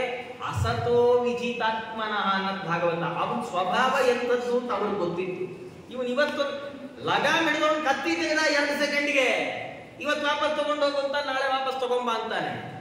ಮೊದಲೇ ಮೆಂಟಲಿ ಪ್ರಿಪೇರ್ ಆಗಿ, ಈ ಮಗು ಮೃತವಾಗುತ್ತೆ ಅಂತ ಗೊತ್ತಿತ್ತು, ಕೊಟ್ಬಿಡ್ಬೋದು. ಈಗ ವಾಪಸ್ ತಗೊಂಡು ಹೋಗುವಂತಾಗ ಎಲ್ಲೋ ಒಂದು ಆಸೆ ಬಂದ್ಬಿಟ್ಟೆ ಆ ಮಗುಗೆ, ಓ ಈ ಮಗು ಉಳಿಯತ್ತೋ ಏನೋ, ಅಂತೂ ನನ್ನ ಮಗು ನಂಗೆ ಸಿಕ್ತು, ವಾಪಸ್ ತಗೊಂಡ್ ಬಂದ್ರೆ ಈಗಾಗಿದ್ದಕ್ಕಿಂತ 10 ಪಟ್ಟು ದುಃಖ ಜಾಸ್ತಿ ಆಗತ್ತಲ್ಲ. ಹಾಗಾಗಿ ಅವರು ನಿಶ್ಚಯ ಮಾಡಿಬಿಟ್ರು, ನನಗೆ ಖುಷಿ ಆಗ್ಲಿಲ್ಲ, ಈ ಮಗು ಪೂರಾ ಬೆಳೆದ್ ದೊಡ್ಡದಾದ್ಮೇಲೆ ನೋಡ್ಕೊಳ್ಳೋಣ ಅನ್ಕೊಂಡು. ಅವ್ರು ಅನ್ಕೊಂಡ ಹಾಗೆ ಆಯ್ತು. ಯಾವಾಗ ವಾಪಸ್ ಕಳಿಸಿದ್ನೋ ನಾರದರು ಬಂದ್ರು. ನಾರದ್ರಂದ್ರು, ಏನ್ ಕಂಸ, ಮಕ್ಕಳನ್ನೆಲ್ಲ ಕೊಲ್ಲೋದೆಲ್ಲ ಸರಿಯಾಗಿ ನಡೀತಾ ಇದೆಯಾ? ಅವನಂದ, ಇಲ್ಲ ಇಲ್ಲ, 8ನೇದಲ್ವಾ ನಾರದ್ರೆ, ಈಗಿಂದ ಯಾಕೆ ಪಾಪ ನಮ್ಮ ಭಾವನ ತೊಂದರೆ ಕೊಡೋದು ಅಂತ ಬಿಟ್ಬಿಟ್ಟಿದ್ದೀನಿ. ಅವರನ್ನು ನೋಡು, ಹಾಗೆ ಮಾಡಬಾರ್ದು, ದೇವತೆಗಳು ಬಹಳ ಬುದ್ಧಿವಂತರು. ನಾಳೆ ಈ ಮೊದಲನೇ ಮಗು ದೊಡ್ಡದಾಗಿ ನೀನ್ ಕೊಲ್ತು ಅನ್ಕೋ, ನೀನ್ ಹೋಗ್ತೀಯ ದೇವತೆಗಳ ಹತ್ರ, ಅಲ್ಲ ನೀ 8ನೇ ಗರ್ಭ ಅಂದ್ರೆ ಮೊದಲನೇದೇ ಕೊಂದು ಬಿಡ್ತಲ್ಲ, ನಿಮ್ಗೇನಾದ್ರು ಹಿಂಗೆ ಸುಳ್ಳು ಹೇಳ್ಬೋದಾ ಅಂದಾಗ ದೇವತೆಗಳಂತಾರೆ, ನಾವು ಉಲ್ಟಾ ಆರ್ಡರ್ ಹೇಳಿದ್ದ, ಅಸೆಂಡಿಂಗ್ ಡಿಸೆಂಡಿಂಗ್ 2 ಆರ್ಡರ್ ಇದೆಯಲ್ಲ, ಯಾವ್ದು ಬೇಕಾದ್ರೆ ಹೇಳ್ಬೋದು. ಅವರು 1ನೇದ್ರಿಂದ 8ನೇದು ಅಂತ ಹೇಳ್ಬೋದು, 8ನೇದ್ರಿಂದ 1ನೇದು, ಯಾವ್ದು 8ನೇದಾಗತ್ತಲ್ಲ. ಹಂಗಾಗಿ ಚಾನ್ಸೇ ತಗೋಬೇಡ ಅಂತ ಉಪದೇಶ ಮಾಡಿ. ಯಾಕೆಂದ್ರೆ ನಾರದರು ಹೀಗೆ ಉಪದೇಶ ಮಾಡ್ಲಿಕ್ಕೆ ಏನ್ ಕಾರಣ? ನಾರದರು ಸುಮ್ಮನಿರ್ಬಾರ್ದೆ, ಅವ್ರು ಯಾಕಪ್ಪ ಹಚ್ಕೊಡ್ಬೇಕಿತ್ತು. ನಾಳೆ ದಿನ ಕೃಷ್ಣ ಬಂದು ಕಂಸನ್ ಕೊಲ್ತಾನೆ. ಕೃಷ್ಣನ್ಗೆ ಕಂಸ ಏನಾಗ್ಬೇಕು? ಸೋದರ ಮಾವ. ಸುಮ್ಮನೆ ಕೃಷ್ಣನ್ನ ಎಲ್ಲ ಬೈ ಇಡ್ತಾರೆ. ಇನ್ನಂಥದ್ರಲ್ಲಿ ಏನು ತಪ್ಪು ಮಾಡದೇ ಇರೋ ಸೋದರ ಮಾವನ್ ಕೊಡಿದ್ರೆ ಕೃಷ್ಣನ್ ಬಿಟ್ಟಾರ? ಆದ್ರೆ ಕಂಸ ತುಂಬಾ ಅನಾಚಾರಿ, ಅವನು ಸಂಹಾರ ಆಗ್ಬೇಕು. ಆದ್ರೆ ಕೃಷ್ಣನ್ಗೆ ಏನು ಸ್ವಂತ ದೋಷ ಇಲ್ಲದೆ ಕಂಸನ್ ಕೊಲ್ಲೋದು ಹೇಗೆ? ಅದಕ್ಕೆ ನಾರದರು ಏನ್ ಮಾಡಿದ್ರು, ಕೃಷ್ಣನ್ಗಿಂತ ಮುಂಚೆ ಹುಟ್ಟೋ 6 ಮಂದಿಯನ್ನು ಕಂಸ ಕೊಲ್ಲೋ ಹಾಗೆ ಪ್ರೇರಿಸಿದ್ರು. ನಾಳೆ ದಿನ ಕೃಷ್ಣ ಬಂದು ಕಂಸನ್ ಕೊಂದ್ರೆ ಅದಕ್ಕೆ ಲೋಕದೃಷ್ಟಿಯಿಂದ ಒಂದು ಲಾಜಿಕ್ ಇದೆ. ಏನು? 6 ಜನ ಅಣ್ಣಂದ್ರನ್ನ ಕೊಂದ ಅಂತ ಹೇಳಿ ಸೋದರ ಮಾವ ಆದ್ರೂ ನೋಡದೆ ಕೃಷ್ಣ ಕಂಸನ್ ಕೊಂದ. ಈಗ ಸರಿ ಹೋಯ್ತು. ಹಾಗಾಗಿ ನಾರದ್ರು ಏನ್ ಮಾಡಿದ್ರು, ಕಂಸನ್ ತಲೆ ಸ್ಕ್ರೂನ ಮೊದಲೇ ಲೂಸ್ ಇತ್ತು, ಇನ್ನೊಂಚೂರು ಲೂಸ್ ಮಾಡಿದ್ರು. ಕಂಸ ಅಂತ, ವಸುದೇವ ಮಗುನ್ ಕರ್ಕೊಂಡ್ ಬಾ. ಒಂದೊಂದೇ ಮಗುನ ಪ್ರತಿ ಬಾರಿ ಹುಟ್ಟಿದ ಕೂಡಲೇ ಆ ಮಗುವನ್ನ ಕೊಲ್ತಾ ಇದ್ದಾನೆ. 6 ಮಂದಿ ಮಕ್ಕಳನ್ನ ಅವನು ಸಂಹಾರ ಮಾಡಿಬಿಟ್ರೆ ಅವರು ತಾವು ಏನ್ ಮಾಡಿ 6 ಮಂದಿ ಮಕ್ಕಳನ್ನ ಸಂಹಾರ ಮಾಡಿ 7ನೇ ಗರ್ಭ ಹೊಟ್ಟೆಯಲ್ಲಿ ಬರುವಾಗ ಆ ದುರ್ಗಾದೇವಿಯರಿಗೆ ಭಗವಂತ ತಾನು ಆದೇಶ ಮಾಡಿದ್ದಾನೆ. ಆ ಹೊಟ್ಟೆಯಲ್ಲಿ ಯಾರಿದ್ದಾರೆ? ಆ ಹೊಟ್ಟೆಯಲ್ಲಿ ಶೇಷ ಇದ್ದಾನೆ, ಅವನನ್ನು ತೆಗೆದು ರೋಹಿಣಿ ಹೊಟ್ಟೆಯಲ್ಲಿ ಹಾಕುವುದ ಭಗವಂತ ಆದೇಶ ಮಾಡಿ ಅಂದ, ನೀನು ಯಶೋದೆ ಹೊಟ್ಟೆಗೆ ಹೋಗಿ ಸೇರ್ಕೋ, ನಾನು ದೇವರಿಗೆ ಹೊಟ್ಟೆಗೆ ಬರ್ತೀನಿ ಅಂತ ಭಗವಂತ. ಹೀಗಂದ್ರೆ 7ನೇ ಗರ್ಭವನ್ನ ಹಾಗೆ ಗರ್ಭವನ್ನ ಸೆಳೆದು ರೋಹಿಣಿ ಹೊಟ್ಟೆಯಲ್ಲಿ ಇಟ್ಟ. ಇಟ್ರೆ ಜನ ಏನ್ ಮಾತಾಡ್ಕೊಂಡ್ರು, ಅಯ್ಯೋ ದೇವಕಿಗೆ ಪಾಪ ಭಯಕ್ಕೆ 7ನೇ ಗರ್ಭ ಬಿದ್ದೋಯ್ತು, ಗರ್ಭಸ್ರಾವ ಆಯ್ತು ಅಂತ ಮಾತಾಡ್ಕೊಂಡ್ರು. ಅದೇನಂದ್ರೆ ಅಲ್ಲ, ರೋಹಿಣಿ ಹೆಂಗ್ ಗರ್ಭಿಣಿ ಆಗ್ಲಾಚಾರ್ಯ, ಈ ಕಂಸ ಬುದ್ಧಿವಂತ. ಅವನೇನ್ ಮಾಡ್ತಿದ್ದ, ತಾನು ಎಲ್ಲ ಸಂದರ್ಭಗಳಲ್ಲಿಯೂ ವಸುದೇವನ ಅನೇಕ ಪತ್ನಿಯರು, ಅವರೆಲ್ಲರ ಜೊತೆಗೂ ವಸುದೇವ ಸಾಮಾನ್ಯವಾಗಿಯೇ ಸಂಸಾರ ನಡೆಸ್ತಾ ಇದ್ದಾನೆ. ಯಾವಾಗ ಅದರಲ್ಲಿ ಯಾರಾದ್ರೂ ಒಬ್ಬರು ಗರ್ಭಿಣಿಯರಾದ್ರೆ ಅವರನ್ನ ಕಂಸ ದೂರ ಕಳಿಸ್ತಾ ಇದ್ದ. ನೀನಿಲ್ಲ ನೋಡ ಅಲ್ಲೋದು. ದೇವಕಿ ಗರ್ಭಿಣಿ ಆದ್ರೆ ಅವಳನ್ನು ಬೇರೆ ಪ್ರತ್ಯೇಕ ಇರ್ತಾಳೆ. ಯಾಕಂದ್ರೆ ಹುಟ್ಟಿದ ಮಕ್ಕಳನ್ನ ಎಕ್ಸ್ಚೇಂಜ್ ಮಾಡಬಾರ್ದು ಅಂತ ಕಂಸ ದೂರಾಲೋಚನೆ. ಹಾಗಾಗಿ ರೋಹಿಣಿ ತಾನು ಗರ್ಭಧಾರಣೆ ಮಾಡಿ ಅವಳು ನಂದಗೋಪನ ಮನೆಯಲ್ಲಿ, ಯಶೋದೆ ಗರ್ಭಿಣಿಯಾಗಿ ಇಲ್ಲಿ. ಕೃಷ್ಣ ಏನ್ ಮಾಡಿದ, ಭಗವಂತ ತಾನು ದುರ್ಗಾದೇವಿಗೆ ಆದೇಶ ಮಾಡಿ ಈ ಗರ್ಭವನ್ನು ಸೆಳೆದು ಅಲ್ಲಿಟ್ಟ. ಇವಳ ಗರ್ಭ ದಿತ್ತು ಜನ ತಿಳ್ಕೊಂಡ್ರು. ದೇವರು ತಾನು ಒಳಗೆ ಹೋಗಿ ಸೇರ್ಕೊಂಡ್ರೆ ಭಾಗವತ ಹೇಳುತ್ತೆ, ಅವಳು ಗೊತ್ತಾಗೋಯ್ತು ಕಂಸಂಗೆ, ಓ ಈ ಗರ್ಭ ನನ್ನ ಸಂಹಾರ ಮಾಡೋ ಗರ್ಭ. ಹೇಗೆ ಗೊತ್ತಾಯ್ತು ಅಂದ್ರೆ, ಅವಳ ಮುಖದಲ್ಲಿ ಹಾಗೆ ಕಾಣಿಸ್ತಾ ಇದೆ, ಆಗ ಮುಖದಲ್ಲಿ ತೇಜಸ್ಸು ಅಷ್ಟು ಬಂದ್ಬಿಟ್ಟಿದೆ. ಕಂಸ ಗೊತ್ತಾಗೋಯ್ತು. ತಾಂ ವೀಕ್ಷ್ಯ ಕಂಸ ಪ್ರಭಯಾಜಿತಂಭರಾಂ ವಿರೋಚಯಂತೀಂ ಭವನಂ ಶುಚಿಸ್ಮಿತಾಂ ಆಹೈಷ ಮೇ ಪ್ರಾಣ ಹರೋ ಹರಿರ್ಗುಹಾಂ ಧ್ರುವಂ ಶ್ರಿತೋ ಯನ್ನ ಪುರೇಯ ನಿದೃಚಿ. ಅವಳನ್ನು ನೋಡ್ದ ಕಂಸ, ಎಂಥ ಪ್ರಭೆ ಬಂದ್ಬಿಟ್ಟಿದೆ ಮುಖದಲ್ಲಿ, ಎಂಥ ಕಾಂತಿ ಬಂದ್ಬಿಟ್ಟಿದೆ. ಇವಳು ಹಿಂದೆ ಹೀಗಿರ್ಲಿಲ್ಲ, ಇವಾಗ ಇಷ್ಟೊಂದು ಕಾಂತಿ ಬಂದಿದೆ ಅಂದ್ರೆ ಇವಳು ಹೊಟ್ಟೆಯಲ್ಲೇ ದೇವರು ಬಂದ್ಬಿಟ್ಟಿದ್ದಾನೆ ಅಂತ ತೀರ್ಮಾನ ಮಾಡಿದ. ಅತ್ಯಂತ ದುಷ್ಟ ಕಂಸ ಗೊತ್ತಾಯ್ತು ಇವಳು ಹೊಟ್ಟೆಯಲ್ಲಿ ದೇವರಿದ್ದಾನೆ. ದೇವ್ರು ಬಂದ್ರೆ ಹಾಗೆ ಬರ್ತಾನೆ. ನಮ್ಗೆಲ್ಲ ಅನ್ಸತ್ತೆ ದೇವ್ರು ರಾತ್ರಿ ಯಾರಿಗೂ ಗೊತ್ತಾಗ್ದಂಗೆ ಬಚ್ಚಿಟ್ಕೊಂಡು ಹುಟ್ಬಿಟ್ಟ, ಕಂಸ ಬರೋಳಗೆ ಊರೇ ಬಿಟ್ಟು ಹೋಗ್ಬಿಟ್ಟ. ಕಂಸಕ್ಕೆ ಹೊಟ್ಟೆಯಲ್ಲಿ ಇರುವಾಗ್ಲೇ ಗೊತ್ತಾಗೋಗಿತ್ತು ಇದು ದೇವ್ರು ಅಂತ. ದೇವ್ರು ಹೊಟ್ಟೆಯಲ್ಲಿ ಕೂತಾಗ್ಲೇ ಕಂಸಂಗ್ ಹೇಳಿದ್ದ, ನಾನ್ ಬರ್ತಾ ಇದ್ದೀನಿ, ಅದ್ ಏನ್ ಮಾಡ್ತೀವೋ ಮಾಡ್ಕೋ ಅಂತ. ಕಂಸಂಗ್ ಓಪನ್ ಚಾಲೆಂಜ್. ಹಾಗ ಭಗವಂತ ತಾನು ಹೊಟ್ಟೆಯಲ್ಲಿ ಕೂತ್ಬಿಟ್ಟಿದ್ದಾನೆ. ಕಂಸ ಯೋಚನೆ ಮಾಡ್ದ, ಯಾವತ್ತೂ ನಾನು ಇಂಥ ಏನು ಈ ಸಂದರ್ಭದಲ್ಲಿ ಮೈ ಮಣಿಬಾರದು ಅಂತ ಯೋಚನೆ ಮಾಡಿ ಎಲ್ರಿಗೂ ಹೇಳ್ದ, ಡಬಲ್ ಡ್ಯೂಟಿ ಮಾಡ್ಬೇಕು ಇನ್ಮೇಲೆ ಎಲ್ರು. ಎಲ್ಲಾ ಕಾವಲ್ಗಾರರು ಆ ಕಾರಾಗಾರವನ್ನು ಕಾಯ್ತಾ ಇರೋರೆಲ್ಲ 2 ಪಾಳಿ ಕೆಲಸ ಮಾಡ್ರಿ, ಯಾರಿಗೂ ರಾತ್ರಿ ವಿಶ್ರಾಂತಿ ಇಲ್ಲ, ಎಲ್ಲಾ ಸಂದರ್ಭದಲ್ಲಿ ಎಚ್ಚರ ಇದ್ಕೊಂಡು ಕಾವಲು ಕಾಯ್ತಾ ಇರಬೇಕು ಅಂತ ತಾನು ಭಗವಂತ ಎಲ್ಲ ರಾಕ್ಷಸರಿಗೆ ಆದೇಶ ಮಾಡಿಬಿಟ್ಟ. ದೇವಕಿ ಹೊಟ್ಟೆಯಲ್ಲಿ ಭಗವಂತ ಇದ್ದಾನೆ. ಇರುವ ಸಂದರ್ಭದಲ್ಲಿ ಎಲ್ಲ ದೇವತೆಗಳು ದೇವಕಿ ಯಾವ ಕಾರಾಗಾರದಲ್ಲಿದ್ದು ಆ ಕಾರಾಗಾರದ ಎದುರಿಗೆ ಬಂದಿದ್ದಾರೆ. ಬಂದು ಬಹಳ ದೊಡ್ಡ ಸ್ತೋತ್ರ ಗರ್ಭಸ್ತುತಿ ಅಂತ ಕರೀತಾರೆ. ಗರ್ಭಿಣಿಯರಾದಾಗ ಇದನ್ನು ಹೇಳ್ಕೊಳ್ಳೋದು ಬಹಳ ಶ್ರೇಯಸ್ಕರ ಅಂತ. ಆ ಗರ್ಭದಲ್ಲಿರುವ ಭಗವಂತನನ್ನ ಅವರೆಲ್ಲ ಸ್ತೋತ್ರ ಮಾಡ್ತಾ ಕೊನೆಗೆ ಬ್ರಹ್ಮದೇವರಂತಾರೆ, ದಿಷ್ಟ್ಯಾಂಬತೆ ಕುಕ್ಷಿ ಗತಃ ಪರಪುಮಾನ್ ಅಂಶೇನ ಸಾಕ್ಷಾತ್ ಭಗವಾನ್ ಭವಾಯನಃ ಮಾ ಭೂದ್ಭಯಂ ಭೋಜಪತೇರ್ಮೂರ್ಷೋರ್ಭುಕ್ತಾಯ ದೂನಾಂ ಭವಿತಾ ತವಾತ್ಮಜಃ. ಅವರಂತಾರೆ ಬ್ರಹ್ಮದೇವರು ದೇವಕಿಯನ್ನ ಅಮ್ಮ ದೇವಕಿ ಎಂದ್ರು. ದೇವಕಿ ಗಾಬರಿ, ಬ್ರಹ್ಮದೇವರು ನನ್ನ ಅಮ್ಮ ಅಂತಾರಲ್ಲ. ಅವ್ರಂದ್ರೆ ಬ್ರಹ್ಮದೇವರು, ನಮ್ಮಪ್ಪನೇ ನಿನ್ನ ಅಮ್ಮ ಅನ್ನುವಾಗ ನಾನಮ್ಮ ಅನ್ನೋದ್ರಲ್ಲಿ ಏನಿದೆ? ನಮ್ಮಪ್ಪ ನಾರಾಯಣ ನಾಳೆ ನಿಂಗೆ ಅಮ್ಮ ಅಂತಾನೆ, ನಾನ್ ಮೊದಲೇ ಅಂದ್ಬಿಡ್ತೇನೆ ಅಂತ ಅವರಂದ್ರು. ಅಮ್ಮ ಏನು ಹೆದರಬೇಡ, ನೀನು ನಿನ್ನ ಹೊಟ್ಟೆಯಲ್ಲಿ ಸಾಕ್ಷಾತ್ ಭಗವಂತ ತಾನೇ ಇದ್ದಾನೆ. ಯಾಕಿದ್ದಾನೆ? ನಮಗೆಲ್ಲ ಮಂಗಳವನ್ನುಂಟು ಮಾಡ್ಲಿಕ್ಕೋಸ್ಕರ ನಿನ್ನ ಹೊಟ್ಟೆಯಲ್ಲಿದ್ದಾನೆ. ದೇವರು ಭೂಮಿಗೆ ಬರೋದು ಅವನಿಗೋಸ್ಕರ ಅಲ್ಲ, ನಮಗೆಲ್ಲ ಮಂಗಳ ಮಾಡ್ಲಿಕ್ಕೆ ಅಲ್ಲ. ನೀ ಹೆದರ್ಬೇಡ, ಇನ್ಮೇಲೆ ನೀನ್ ಕಂಸಂಗ್ ಹೆದರ್ ಕೂಡುದು ಅಂತ ಬ್ರಹ್ಮದೇವ್. ಯಾಕೆ? ಅವನಿಗೇನು ಸಾಯಲಿಕ್ಕಿದ್ದಾನೆ, ಮೃತ ಪ್ರಾಯ ಅವನು. ಭಗವಂತ ನಿನ್ನ ಹೊಟ್ಟೆಯಲ್ಲಿ ಬಂದಿದ್ದಾನೆ, ಯದುಗಳನ್ನ ಸಂರಕ್ಷಣೆ ಮಾಡ್ತಾನೆ, ಭೋಜರನ್ನ ಸಂರಕ್ಷಣೆ ಮಾಡ್ತಾನೆ, ಕಂಸನನ್ನ ಸಂಹಾರ ಮಾಡ್ತಾನೆ. ಏನು ಚಿಂತೆ ಮಾಡಬೇಡ ಅಂತ ಹೇಳಿ ತಾವು ಆದೇಶ ಮಾಡಿ ತಾವು ಹೊರಟು ಬಿಟ್ಟಿದ್ದಾರೆ. ಹೊರಟ್ರೆ ಎಲ್ಲ ಸರಿಯಾದ ಸಂದರ್ಭ ಬಂದಿದೆ. ಸರಿಯಾದ ಸಂದರ್ಭ ಬಂದ್ರೆ ಅವರಿಗೆ ಭಾಗವತ ಹೇಳುತ್ತೆ, ಅಥ ಸರ್ವಗುಣೋಪೇತಃ ಕಾಲಃ ಪರಮಶೋಭನ ಅಂತ. ರೋಹಿಣಿ ನಕ್ಷತ್ರ ಅರ್ಧರಾತ್ರಿಯ ಸಂದರ್ಭ, ಎಲ್ಲ ಕಡೆ ದಿಕ್ಕುಗಳೆಲ್ಲ ಪ್ರಸನ್ನವಾಗಿದೆ, ಆಕಾಶ ಸ್ವಚ್ಛವಾಗಿದೆ, ಒಳ್ಳೆ ಬೆಳದಿಂಗಳು, ಒಳ್ಳೆ ಗಾಳಿ, ಇಡೀ ಜಗತ್ತು ಚೆನ್ನಾಗಿದೆ. ಭಗವಂತ ದೇವಕ್ಯಾಂ ದೇವರೂಪಿಣ್ಯಾಂ ವಿಷ್ಣು ಸರ್ವಗುಹಾಶ್ರಯ ಪ್ರಾದುರಾಸೀತ್ ಯಥಾ ಪ್ರಾಚ್ಯಾಂ ದಿಶೇಂದುರಿವ ಪುಷ್ಕಲಃ. ಭಗವಂತ ತಾನು ಅವತಾರ ಮಾಡಿದ್ದಾನೆ. ಹೇಗಿದ್ದಾನೆ ಭಗವಂತ? ಹೊಟ್ಟೆಯಲ್ಲಿರೋ ಮಗು ಆಚೆಗೆ ಬಂದಾಗ ಹೆಂಗಿರ್ಬೇಕೋ ಹಂಗೆ ಇಲ್ಲೇ ಇಲ್ಲ. ಹೇಗಿದ್ದಾನೆ? ತಮದ್ಭುತಂ, ಅದ್ಭುತನಾಗಿದ್ದಾನೆ ಆ ಬಾಲಕ. ಅಲ್ಲ, ಮಕ್ಕಳು ಅದ್ಭುತವಾಗಿರೋದು ಅಂದ್ರೆ ಏನು? ಎಷ್ಟೋ ಬಾರಿ ಹೀಗಾಗತ್ರಿ, 2ನೇ ತಿಂಗಳ ತನಕ ಮಕ್ಕಳದ್ದು ಫೋಟೋ ತೆಗಿಬೇಡ್ರಿ ಅಂತಾರೆ, ಎಲ್ಲ ತೆಗಿತಾರೆ. ಅದೆಲ್ಲ ಆಸ್ಪತ್ರೆನೇ ಎಲ್ಲಾನು ಇನ್ಕ್ಲೂಡ್ ಮಾಡ್ಬಿಟ್ಟಿರುತ್ತೆ. ಆ ಫೋಟೋ ತೆಗೆದ ನೋಡಿ, ಆ ಫೋಟೋ ನಮ್ಮ ಹತ್ರ ಇದ್ರೆ ನೋಡಿ, ಬೆಳೆದ ಮೇಲೆ ಹಿಂಗಾಗ್ಬಿಟ್ಟಲ್ಲ ಅನ್ಸತ್ತೆ. ಮಕ್ಕಳಿದ್ದಾಗ ಏನ್ ಚೆನ್ನಾಗಿರ್ತಾರೆ, ಒಳ್ಳೆ ಬಣ್ಣ, ಒಳ್ಳೆ ರೂಪ, ಒಳ್ಳೆ ಅಂಗಸೌಷ್ಠವ ಎಲ್ಲ ಇರುತ್ತೆ. ಬೆಳಿತಾ ಬೆಳಿತಾ ಏನೋ ಹಿಂಗಂಗ್ ಬೆಳ್ಕೊಂಡ್ಬಿಡ್ತಾರೋ ದೇವ್ರಿಗೆ ಗೊತ್ತು. ಅದಕ್ಕೆ ದೇವರು ಅಮ್ಮಂಗಿ ತೊಂದ್ರೆನೇ ಬೇಡ ಅಂತ ಮೊದಲೇ ಬೆಳ್ಕೊಂಡೇ ಆಚೆ ಬಂದ್ಬಿಟ್ಟ. ಹೇಗಿದ್ದಾನ ಭಗವಂತ? ಚತುರ್ಭುಜಂ ಶಂಖ ಗದಾದ್ಯುಧಾಯುಧಂ, 4 ಕೈ ಇದೆ ಭಗವಂತನಿಗೆ, ಎಲ್ಲಾ ಕೈಯಲ್ಲಿ ಒಂದೊಂದು ಆಯುಧ ಹಿಡ್ಕೊಂಡಿದ್ದಾನೆ. ಶ್ರೀವತ್ಸ ಲಕ್ಷ್ಮಂ ಗಲಶೋಭಿ ಕೌಸ್ತುಭಂ ಪೀತಾಂಬರಂ ಸಾಂದ್ರ ಪಯೋಧ ಸೌಭಗಂ.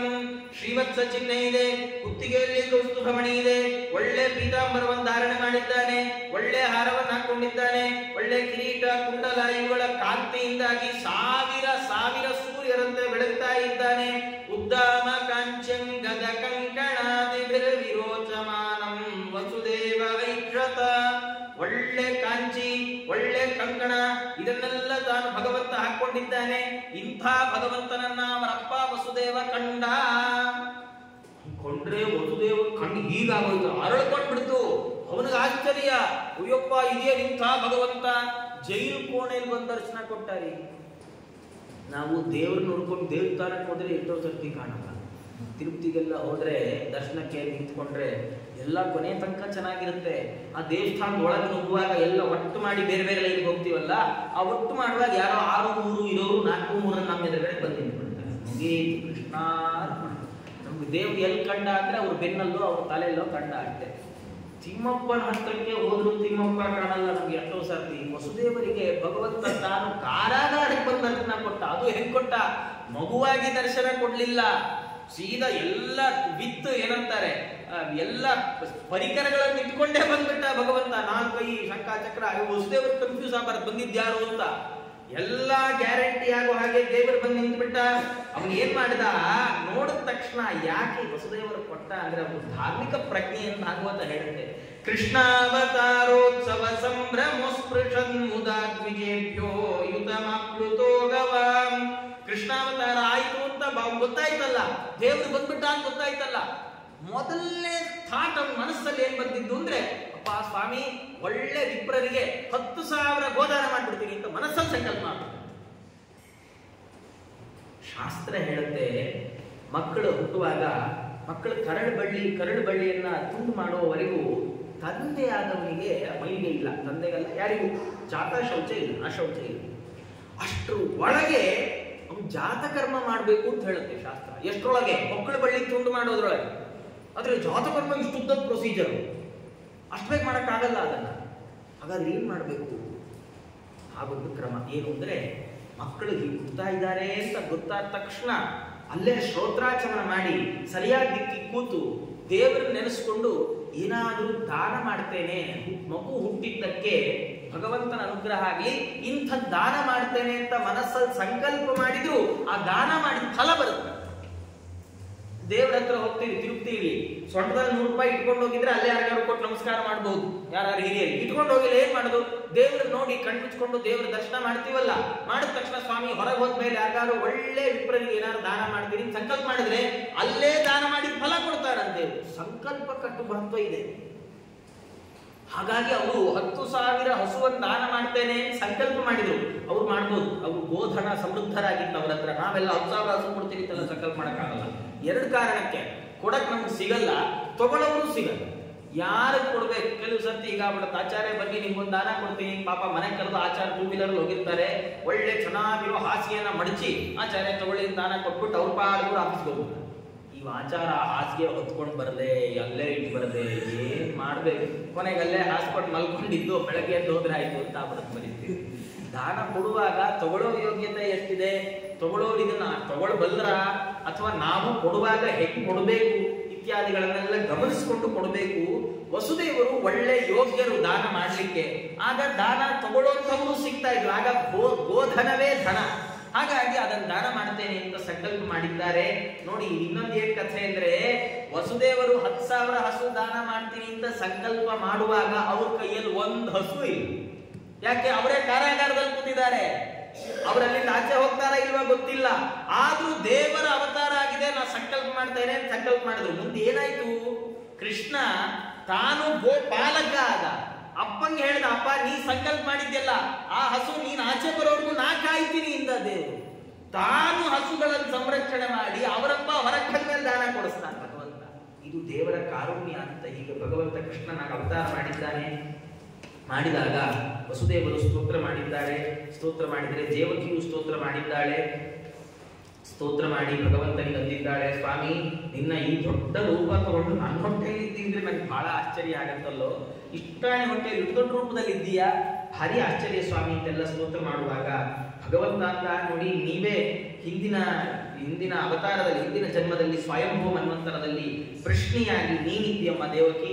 ನಿನ್ನ ಹೆಸರು ಸುತಪ ಅಂತ ಆಗಿತ್ತು. ವಸುದೇವ ದೇವಕಿಯರು ಸುತಪ ಮತ್ತು ಪ್ರಶ್ನಿ ಎನ್ನುವ ಹೆಸರಿನಿಂದ ಅವರು ಅವತಾರ ಮಾಡಿದ್ದಾರೆ. ಮಾಡಿದಾಗ ಆವಾಗ ನೀವು ತಪಸ್ಸು ಮಾಡಿದ್ರಿ. ತಪಸ್ಸು ಮಾಡಿ ಏನ್ ಬೇಕು ಅಂತ ನಾನು ಬಂದು ಕೇಳಿದಾಗ ನೀವು ನಿನ್ನಂಥ ಮಗ ಬೇಕು ಅಂತ ನೀವೇನ್ ಮಾಡಿದ್ದೀರಿ? ಮಕ್ಕಳನ್ನ ಕೇಳಿಕೊಂಡಿದ್ದೀರಿ.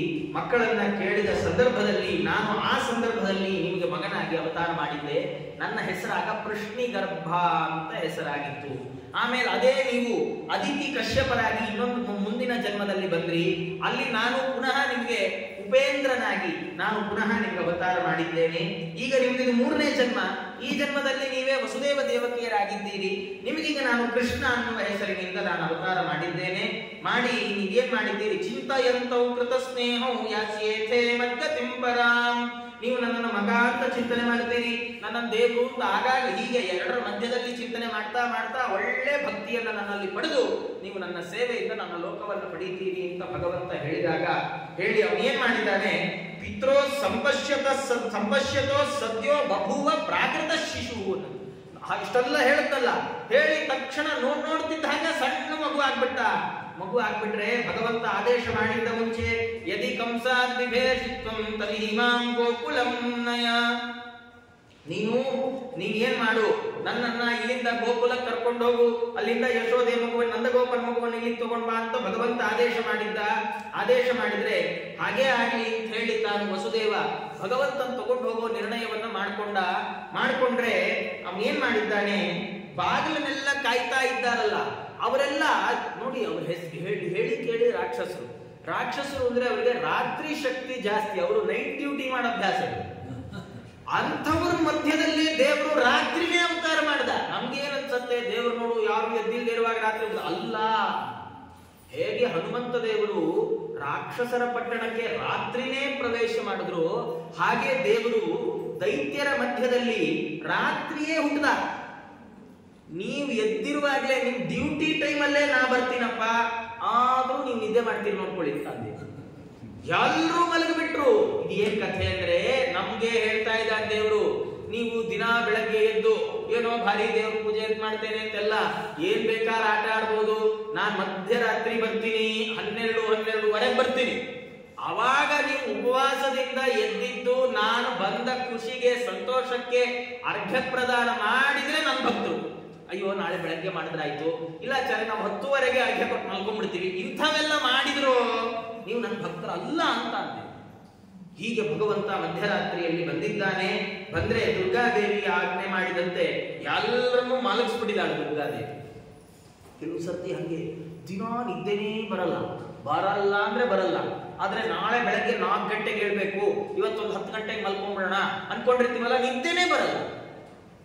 ಆದ್ರೆ ನಾಳೆ ದಿನ ಪರೀಕ್ಷೆ ಇದೆ ಅಂತನೋ ಅಥವಾ ನಾಳೆ ಏನೋ ಇಂಪಾರ್ಟೆಂಟ್ ಕೆಲಸ ಇದೆ ಅಂತನೋ ಇವತ್ತು ನಿದ್ದೆ ಮಾಡಬಾರ್ದು, ಒಂಚೂರು ನಿದ್ದೆ ಕೆಡೋಣ ಅನ್ಕೊಂಡ್ರೆ 9:30 ಊಟ ಮಾಡ್ತಾ ನಿದ್ದೆ ಬಂದ್ಬಿಡುತ್ತೆ.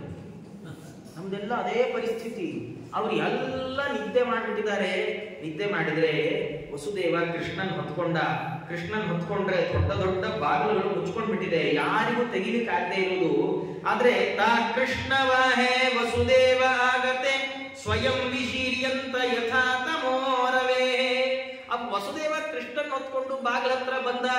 ಬಾಗ್ಲ ಹತ್ರ ಬಂದ್ರೆ ಬಾಗಿಲು ತಾನಾಗಿ ತೆಕ್ಕೊಳ್ತು. ಅಲ್ಲ ಸರಿ, ನಾವು ದೇವ್ರನ್ನ ಹೊತ್ಕೊಂಡು ಹೋದ್ರೆ ಯಾವ ಬಾಗ್ಲು ತೆಕ್ಕೊಳ್ಳಲ್ವಲ್ಲ. ಇಲ್ಲಿದ್ರೆ ನಮ್ದೆಲ್ಲ ಬಹಳ ಅನುಕೂಲ ಇರ್ತಿತ್ತಲ್ಲ, ಸೀದಾ ದೇವ್ರ ಬೆಟ್ಟಿಗೆ ಇಟ್ಕೊಂಡು ಬ್ಯಾಂಕ್ಗೆ ಹೋಗ್ಬೋದು, ಅದೇ ಬಾಗಿಲು ತೆಕ್ಕೊಂಡು.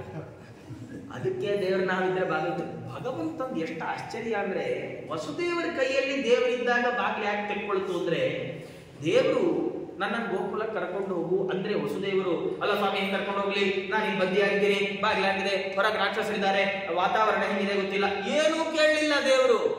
ಓಂ ಅಂದ್ಬಿಟ್ಟು ಭಗವಂತ ಆದೇಶ ಮಾಡಿದ್ದಾರೆ ಅಂದಮೇಲೆ ಉಳಿದ ಎಲ್ಲಾ ಮಾರ್ಗದ ಎಲ್ಲ ಆಗು ಹೋಗುಗಳು ಭಗವಂತನ ಅಧೀನ. ಮುಗಿದೋಯ್ತು, ನನಗೇನ್ ಚಿಂತೆ, ದೇವ್ರು ಹೇಳಿದ ನಾ ಮಾಡ್ತಾ ಇದ್ದೀನಿ. ನಮ್ದು ಈ ಶ್ರದ್ಧೆ ಬೇಕು ಅನ್ನಂತೆ ಭಗವಂತ ಆದೇಶ ಮಾಡಿದ ಆಹಾರ ಸಂಧ್ಯಾ ಉಪಾಸೀತ, ಎಲ್ಲ ಸಂಧ್ಯೆಗಳಲ್ಲಿ ಸಂಧ್ಯಾ ವಂದನೆ ಮಾಡ್ರಿ. ನಾವು ಅಯ್ಯೋ ತುಂಬಾ ಕಷ್ಟ, ಆಫೀಸ್ಗೆ ಹೋಗಿರ್ತೀನಿ, ಬರೋದು ಎಷ್ಟೊತ್ತಾಗತ್ತೋ ಏನೋ, ಬೆಳಗ್ಗೆ ಎಚ್ಚರ ಆಗತ್ತೋ ಇಲ್ವೋ, ಇವೆಲ್ಲ ಅನ್ಕೊಂಡ್ರೆ ಆಗೋದೇ ಇಲ್ಲ. ದೇವ್ರು ಹೇಳಿದ್ದಾನೆ ಮಾಡ್ಬೇಕು ಅಂತ, ನಾ ಮಾಡ್ತೀನಿ ಅಂತ ನಿಂತ್ರೆ ದೇವರು ಅದಕ್ಕೆಲ್ಲ ಸರಿಯಾಗಿ ಒದಗಿಸಿ ಕೊಡ್ತಾನೆ. ಎಷ್ಟು ಚೆನ್ನಾಗಿ ಒದಗಿಸಿ ಕೊಡ್ತಾನೆ ಅಂದ್ರೆ, ಎಲ್ಲೋ ಬಸ್ಸಲ್ಲಿ ಪ್ರಯಾಣ ಮಾಡ್ತಿರೋಣ, ಸಾಯಂಕಾಲ ಆಯ್ತು, ನಾ ಸಂಧ್ಯಾವನೆ ಮಾಡ್ಬೇಕು ಅಂತ ಅನ್ಕೊಂಡು ಭಗವಂತನ ಆದೇಶ ಪಾಲನೆ ಮಾಡ್ಬೇಕು ಅಂತ ನಾವು ಹೊರಟ್ರೆ, ಸರಿಯಾಗಿ ಗಾಡಿ ಓಡಿಸೋಣ ಎಲ್ಲೋ ನೀರಿರೋ ಕಡೆ ಟೀ ಕುಡಿಯಕ್ಕೆ ನಿಲ್ಲಿಸ್ಬಿಡ್ತಾನೆ. ಭಾರಿ ಸುಖ. ನಮ್ಗೆ ಆ ಶ್ರದ್ಧೆ ಬೇಕಷ್ಟೇ. ವಸುದೇವರಿಗೆ ಆ ಶ್ರದ್ಧೆ ಇತ್ತಲ್ಲ, ಬಾಗಿಲುಗಳು ತಾವಾಗ ತೆಕ್ಕೊಂಡ್ಬಿಡ್ತು. ವವರ್ಷ ಪರ್ಜನ್ಯ ಉಪಾಂಶು ಗರ್ಜಿತ ಶೇಷೋನ್ಮಗಾದ್ವಾರಿ ನಿವಾರಯಂಪಣೈ. ಮೋಡಗಳು ಮೆತ್ತ ಗುಡುಗ್ತಾ ಮಳೆ ಸುರಿಸ್ತಾ ಇದ್ದಾವೆ. ಇವ್ರು ನಡೆಯೋ ಶಬ್ದ ಗೊತ್ತಾಗ್ಬಾರ್ದಲ್ಲ, ಗುಡುಗು ಹೋದ ಹೆಜ್ಜೆ ಗೊತ್ತಾಗ್ಬಾರ್ದಲ್ಲ, ಮಳೆ ಕೆಸರಿಗೆ. ಭಗವಂತ ಅದ್ಭುತ ಪ್ಲಾನರು, ಅವನು ಹಿಂಗ್ ನಡೀತಾ ಇದ್ದಾನೆ. ಆದ್ರೆ ತಲೆ ಮೇಲೆ ಬುಟ್ಟಿಲಿ ಮಗು ಮಲಗಿಸ್ಕೊಂಡಿದ್ದಾರಲ್ಲ, ಅದಕ್ಕೆ ಮಳೆ ಬರಬಾರ್ದಲ್ಲ. ಶೇಷದೇವರು ತಾವೇ ಹೆಡೆ ಆಡಿಸ್ಕೊಂಡು ಬಂದಿದ್ದಾರೆ. ಇದೇನು ಅಂದ್ರೆ, ರಾಜರು ಹೇಳ್ತಾರೆ, ಮುಂದೆ ಅಣ್ಣ ಆಗ್ತಾರೆ ಶೇಷದೇವರು ಬಲರಾಮನಾಗಿ. ಆ ಅಣ್ಣ ಆದಾಗ ಕೃಷ್ಣನ್ ಕೈಲಿ ಸೇವೆ ಮಾಡಿಸ್ಕೊಳ್ತಾರಲ್ಲ, ಯಾಕೆ ಲೋಕದೃಷ್ಟಿಯಿಂದಾಗಿ. ಅದಕ್ಕೇನಾದ್ರೂ ಪಾಪ ಬರೋದಾದ್ರೆ ಪ್ರಾಯಶ್ಚಿತ್ತ ಅಂತ ಮೊದಲೇ ದೇವರಿಗೆ ಸೇವೆ ಮಾಡ್ಬಿಟ್ರಂತೆ. ಕ್ಷತ್ರಿಯ ರೂಪದಲ್ಲಿ ಭಗವಂತನ ಸೇವೆ ತಾವು ಮಾಡಿದ್ದಾರೆ ಅಂತ ಕರ್ಕೊಂಡು ಹೋದ್ರೆ ಯಾವಾಗ ಮಳೆ ಆಗ್ತಾ ಇದೆ, ಮಳೆಗಾಲ, ಬಹಳ ಶ್ರಾವಣ ಮಾಸ, ಜೋರು ಮಳೆ ಆದ್ರೆ ಯಮುನೆ ತುಂಬಿ ಹರಿತಾ ಇದ್ದಾಳೆ. ಎಷ್ಟು ತುಂಬಿ ಹರಿತಾ ಇದ್ದಾಳೆ ಅಂದ್ರೆ, ಗಂಭೀರ ತೋಯೌಘ ಜಗೋರ್ನಿ ಫೇನಿಲ, ಬಹಳ ಆಳವಾದ ನೀರು.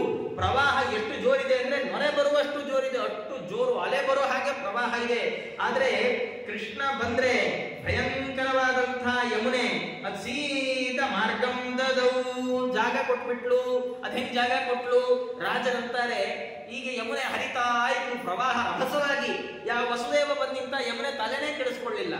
ಯಾಕೆ, ಪ್ರಕೃತಿ ನಿಯಮ, ಹರಿಯೋ ನೀರು ಯಾರು ಬಂದ್ರು ದಾರಿ ಬಿಡ.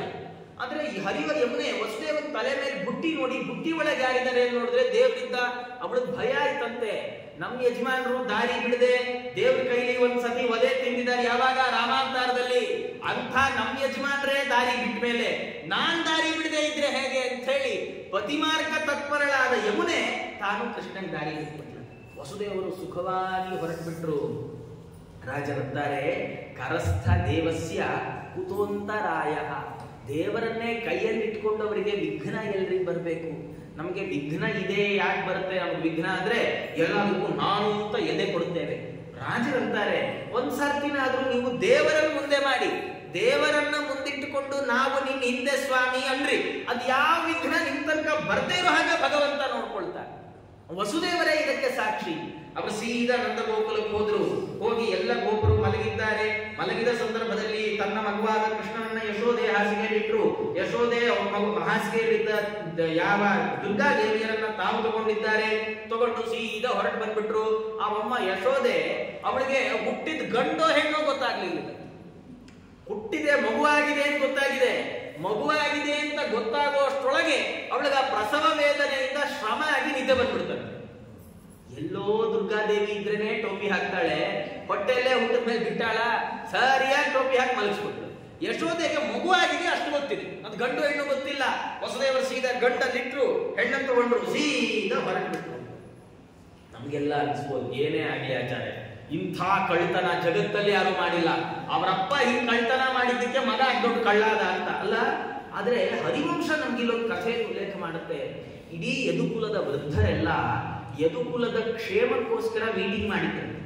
ಮೀಟಿಂಗ್ ಅಲ್ಲಿ ಮೊದಲೇ ತೀರ್ಮಾನ ಆಗಿತ್ತಂತೆ, ವಸುದೇವನ 8ನೇ ಮಗುವನ್ನ ಹೇಗಾದ್ರೂ ಮಾಡಿ ನಂದಗೋಪನ ಮಗು ಜೊತೆ ಅದಲ್ ಬದಲು ಮಾಡ್ಬೇಕು. ಆ ಕಾರಣಕ್ಕಾಗಿ ಇಬ್ಬರು ಹೆಂಡಂದ್ರು ಒಟ್ಟಿಗೆ ಗರ್ಭವತಿಯರಾದದ್ದು ಮೊದಲೇ ಯೋಚನೆ. ಹಾಗಾಗಿ ವಸುದೇವ ಮಗುವನ್ನ ಬದಲಾವಣೆ ಮಾಡಿದ್ದು ನಂದಗೋಪನ್ ಗೊತ್ತಿದ್ದೇ ಮಾಡಿದ್ದು. ಯಶೋದೆ ಗೊತ್ತಿಲ್ಲ ಅಷ್ಟೇ, ಗೊತ್ತಾದ್ರೆ ಅವಳು ಗಾಬರಿ ಆದಾಳು. ಯಶೋದೆ ಗೊತ್ತಿಲ್ಲ, ನಂದಗೋಪನ್ ಗೊತ್ತು, ವಸುದೇವನ್ ಗೊತ್ತು, ಯದುಕುಲದ ಹಿರಿಯರಿಗೆ ಗೊತ್ತಿತ್ತಂತೆ. ಹಾಗಾಗಿ ಇದು ಚೌರ್ಯ ಅಲ್ಲ, ಮಕ್ಕಳನ್ನ ಕದ್ದದ್ದಲ್ಲ, ಯದುಕುಲದ ರಕ್ಷಣೆಗೋಸ್ಕರ ಮಕ್ಕಳನ್ನ ಬದಲಾಯಿಸಿದ್ದು, ಗೊತ್ತಿದ್ದೇ ಬದಲಾವಣೆ ಮಾಡಿದ್ದು. ಹೀಗೆ ಯಶೋದೆ ಮಗುವನ್ನ ಕರ್ಕೊಂಡು ಬಂದಿದ್ದಾರೆ. ಅಲ್ಲಿ ತನಕ ಎಲ್ಲ ಚೆನ್ನಾಗಿತ್ತು.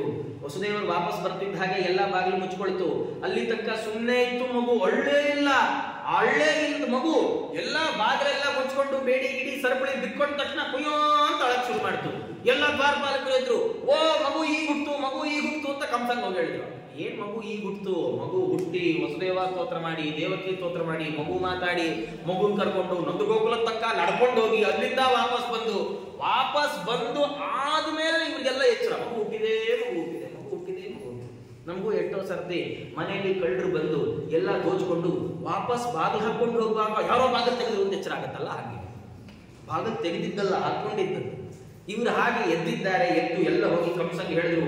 ಕಂಸ ಸೀದಾ ಬಂದು ಇನ್ನೇನ್ ಮಗುವನ್ನು ತಗೊಂಡ. ದೇವಕಿ ಅಂದ್ಲು, ಅಣ್ಣ ಬಿಟ್ಬಿಡು, ನೀನು ಸೊಸೆ, ಇವಳು ಹೆಣ್ಣು, ಇವಳೇನ್ ಮಾಡ್ತಾಳೆ ನಿನ್ಗೆ? ಅವನಂತ ಅವೆಲ್ಲ ಆಗಲ್ಲ, 8ನೇ ಮಗು ಅಂದ್ರೆ 8ನೇ ಮಗು ಅಟ್ಟೆ ಅಂತ ಹೇಳಿ ಅವಳ ಕಾಲಕ್ಕೆ ಹಿಡಿದು ಬಂಡೆ ಮೇಲೆ ಅಪ್ಪಳಿಸ್ಲಿಕ್ಕೆ ಹೋದ. ಈ ಕಂಸ ಎಷ್ಟು ಕ್ರೂರಿ ಅಂದ್ರೆ, ಅವನ್ ಮಕ್ಕಳನ್ನ ಸಂಹಾರ ಮಾಡೋದು ಅಂದ್ರೆ ನೀಟಾಗಿ ಎಲ್ಲೋ ಮನೆ ದೂರ ಕರ್ಕೊಂಡು ಹೋಗ್ಬಿಟ್ಟು ಇನ್ಯಾರಿಗೋ ಕೊಟ್ಟು ಸಂಹಾರ ಮಾಡಿ ಆದೇಶ ಎಲ್ಲ ಇಲ್ಲ. ಯಾವ ಕಾರಾಗಾರದಲ್ಲಿ ವಸುದೇವ ದೇವಕಿಯರು ಇದ್ದಾರೆ ಅದೇ ಕಾರಾಗೃಹದ ಒಂದು ಬಂಡೆ ಮಗುವನ್ನು ಅಪ್ಪಳಿಸ್ತಾ ಇದ್ದ, ಹೋಗ್ತಾ ಇದ್ದ, ಇಷ್ಟೇ ಕೆಲಸ. ಈ ದುರ್ಗಾದೇವಿಯನ್ನು ಸಾಮಾನ್ಯ ಮಗು ತಿಳ್ಕೊಂಡ, ಹೀಗೆ ಕಾಲು ಹಿಡ್ಕೊಂಡ. ನೋಡಿ, ತಲೆ ಕೂತಿರಲ್ಲ ಮಕ್ಕಳು ಹುಟ್ಟಿದಾಗ, ಅವು ತಲೆ ಒಂದು ಕೈ ಕೊಟ್ಟಿರ್ತಾರೆ. ಇವನು ಕಂಸ ಮಗುವನ್ನ ಕಾಲು ಹಿಡ್ಕೊಂಡು ಎತ್ತದ.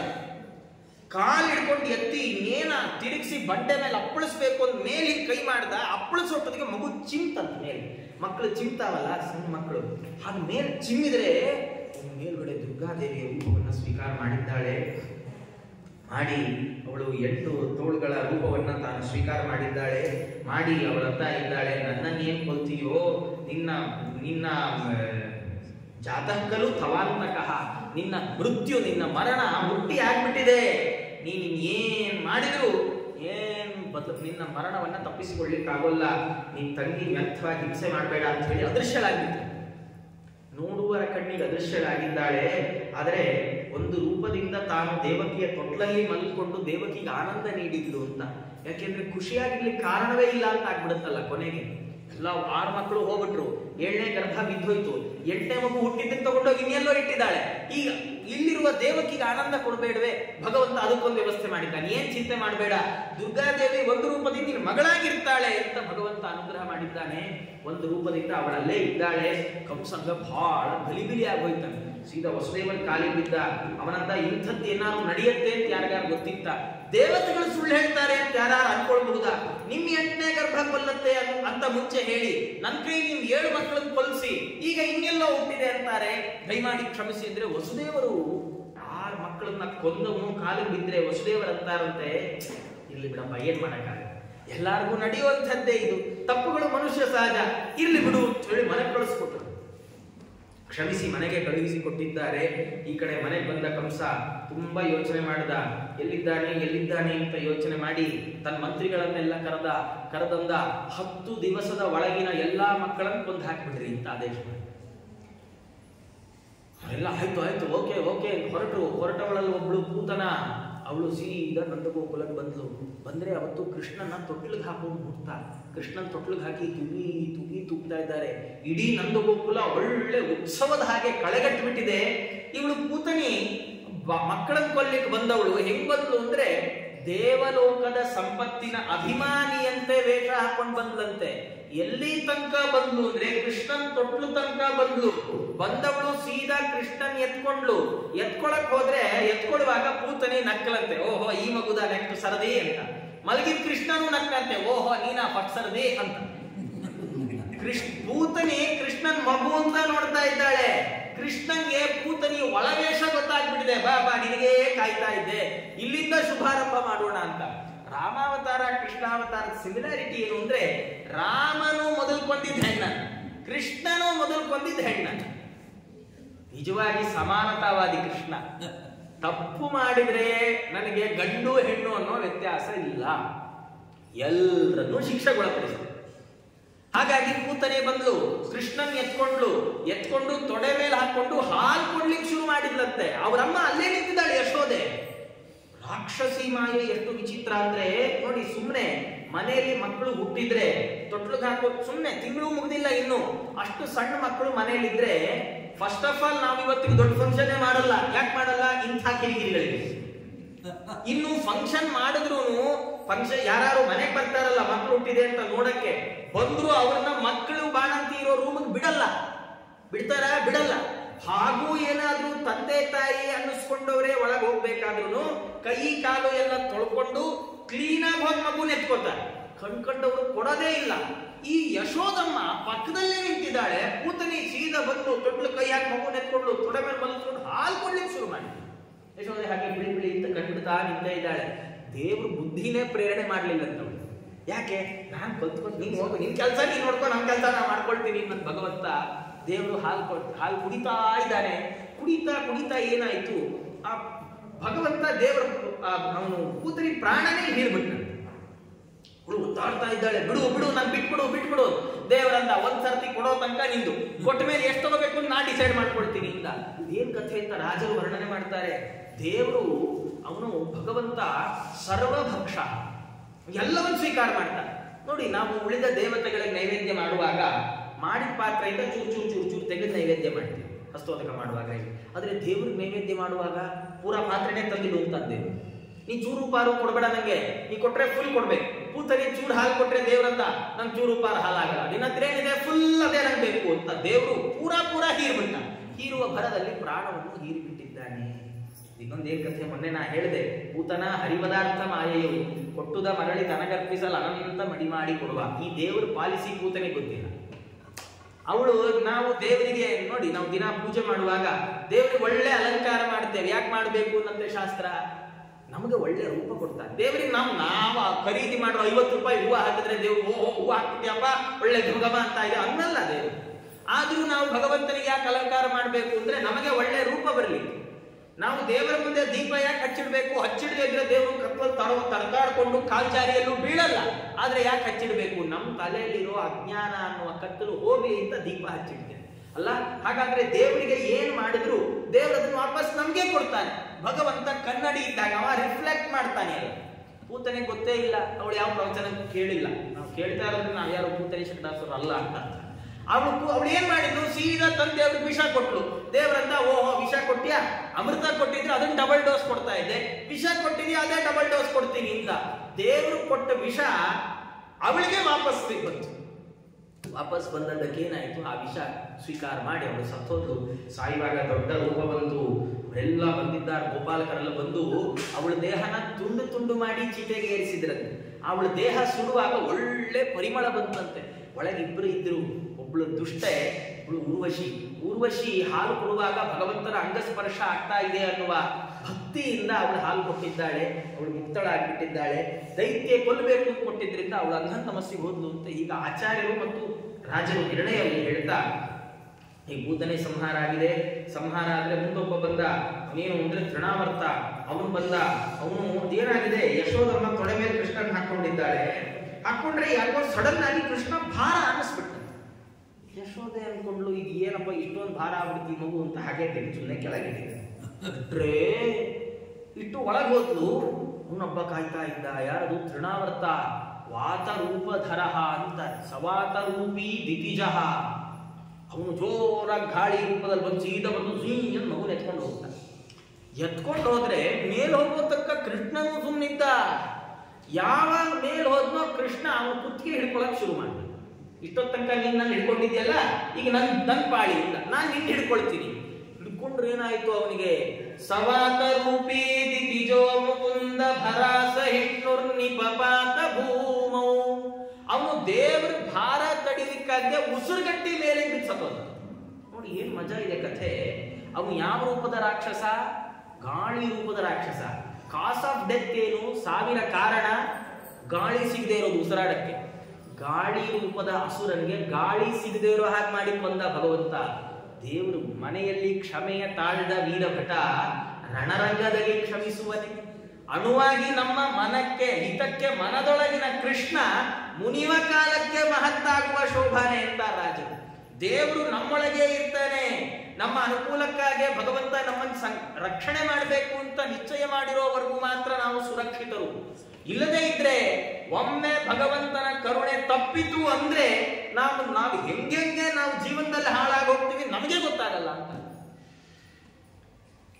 ಹಾಗಾಗಿ ಅವನು ತೃಣಾವರ್ತ ಸಂತ ಅದಾದ ಶಕಟಾಸುರ ಅವನನ್ನು ಭಗವಂತ ಕೊಂದು ಹಾಕಿದ. ಅವನು ಕೊಲ್ತಾ ದೇವರು ದೊಡ್ಡವರು ಆಗ್ತಾ ಎಲ್ಲಾ ಅಸುರರನ್ನು ಸಂಹಾರ ಮಾಡಿದ. ಕಂಸನ್ ಗೊತ್ತಾಯ್ತು, ಓಹೋ ಇವನೇ ನನ್ಗೆ ಬೇಕಾದ. ಕ್ರೂರನ್ ಕರೆಸಿದ, ಬಿಲ್ ಹಬ್ಬಕ್ಕೆ ಕರೆಸ್ಕೊಂಡ. ಬಿಲ್ ಹಬ್ಬಕ್ಕೆ ಏನು ಬರಬೇಕು ಅಂತ. ಅವತ್ತು ಕೃಷ್ಣ ವೃಂದಾವನ ಬಿಟ್ಟವನು, ಮಧುರೆಗೆ ಹೋದವನು. ಹೋಗುವಾಗ ಅಕ್ರೂರನ ಜೊತೆ ಕೃಷ್ಣ ಗೋಪಿಕೆಯರ ಜೊತೆ ಎಲ್ಲ ಅವನ ರಸೋತ್ಸವ ಎಲ್ಲ ಆಗಲೇ ಮುಗಿದಿತ್ತು.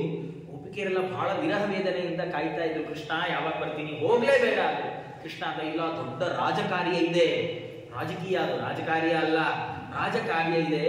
ರಾಜ ಕರೆದಾಗ ಹೋಗೋಲ್ಲ ಅಂತ ಹೇಳ್ಬಾರ್ದು, ಹಿಂಗ್ ಹೋಗಿ ಹಿಂಗ್ ಬಂದ್ಬಿಡ್ತೀನಿ ಇಂದ. ಯಾವಾಗ ಬಂದ ಗೊತ್ತಾ? ಕೃಷ್ಣ ನೆಕ್ಸ್ಟ್ ಟೈಮ್ ಗೋಪಿಕಾ ಸ್ತ್ರೀಯರನ್ನಲ್ಲ ಅವರ ಅಮ್ಮ ಅಪ್ಪ ಯಶೋದಾನಂದ ಗೋಪುರನ್ ನೋಡಿದ್ದೇ ಕೃಷ್ಣಂಗೆ 70 ವರ್ಷ ಕಳೆದ್ಮೇಲೆ ಶಮಂತ ಪಂಚಕದಲ್ಲಿ ಸೂರ್ಯಗ್ರಹಣ ಟೈಮಲ್ಲಿ ಭೇಟಿ. ಅದು ನಂದಗೋಕುಲಕ್ಕೆ ಬರಲೇ ಇಲ್ಲ ಕೃಷ್ಣ. ಏನು ಅಂದ್ರೆ ದೇವರಂತಾನೆ, ನನ್ನ ಡೈರಿಲಿ ನಿಮ್ಮನ್ನ ಮತ್ತೆ ಭೇಟಿ ಮಾಡಕ್ ಟೈಮ್ ಇಲ್ಲ ಅಂತ. ನಂದೆಲ್ಲ ಪ್ರೀ ಪ್ಲಾನ್, ನಂದು ಮೊದಲೇ ಪೂರ್ವ ನಿಶ್ಚಿತ, ಇಷ್ಟಿಷ್ಟು ಸಮಯ ಇವ್ರಿಗೆ ಕೊಡಬೇಕು ಅಂತ. ಏನು ಅಂದ್ರೆ ನಂದಗೋಪ ಮತ್ತು ಯಶೋದೆಯರು ಭಗವಂತನ ಕುರಿತು ತಪಸ್ಸು ಮಾಡಿ ನಿನ್ನ ಬಾಲಲೀಲೆ ನೋಡೋ ಅವಕಾಶ ಕೊಡು ಸ್ವಾಮಿ ಅಂತ ಕೇಳಿದ್ರು. ದೇವರು ಯಾರು ಎಷ್ಟು ಕೇಳ್ತಾರ ಅಷ್ಟೇ ಕೊಡು.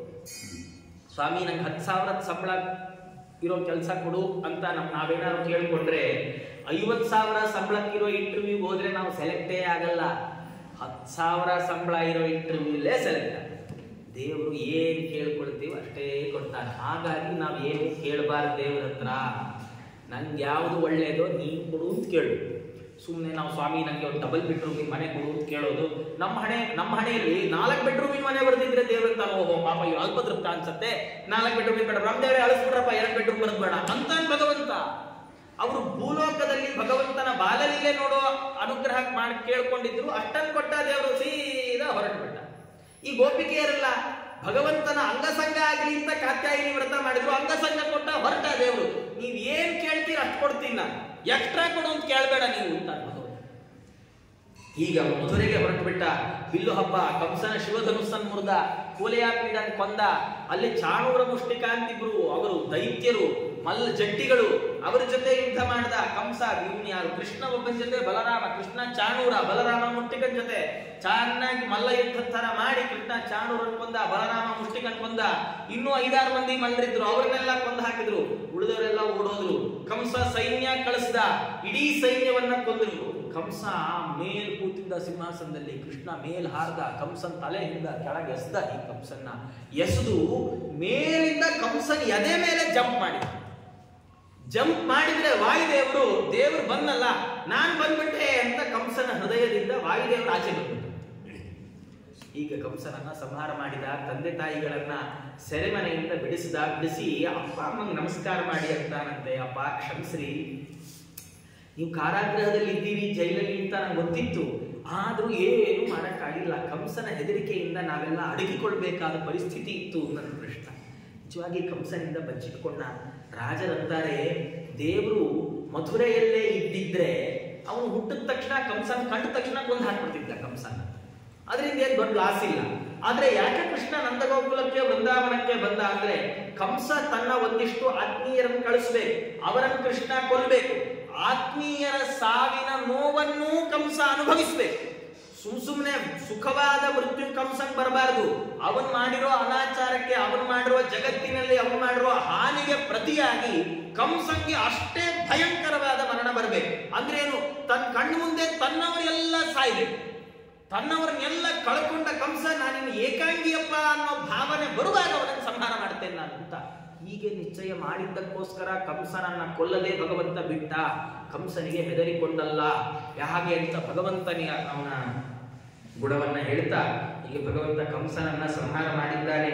ಮಾಡಿ ಮಥುರೆಯ ಸಿಂಹಾಸನವನ್ನ ಉಗ್ರಸೇನನಿಗೆ ಹಿಂದಿರುಗಿಸಿಕೊಟ್ಟ. ತಾನ್ ರಾಜ ಆಗ್ಲಿಲ್ಲ. ಅವನೇನಾದ ಭಗವಂತನ ನೋಡಿ ಏನ್ ಆಶ್ಚರ್ಯ ಅಂದ್ರೆ, ಎಷ್ಟು ಕಡೆ ಭಗವಂತ ತಾನು ಯುದ್ಧಗಳನ್ನು ಗೆದ್ದದ್ದು, ಎಷ್ಟು ರಾಜರನ್ನ ತಾನು ಸಂಹಾರ ಮಾಡಿ ದುಷ್ಟರನ್ನ, ಎಲ್ಲಿ ರಾಜ ಆಗ್ಲಿಲ್ಲ. ಎಲ್ಲಾ ಕಡೆ ಯಾರನ್ನ ಸಂಹಾರ ಮಾಡ್ತಾನೋ ಅಲ್ಲಿ ನರಕಾಸುರನ್ ಸಂಹಾರ ಮಾಡಿದ, ಅವನ ಮಗ ಭಗದತ್ತಂಗೆ ರಾಜ್ಯ ಕೊಟ್ಟ.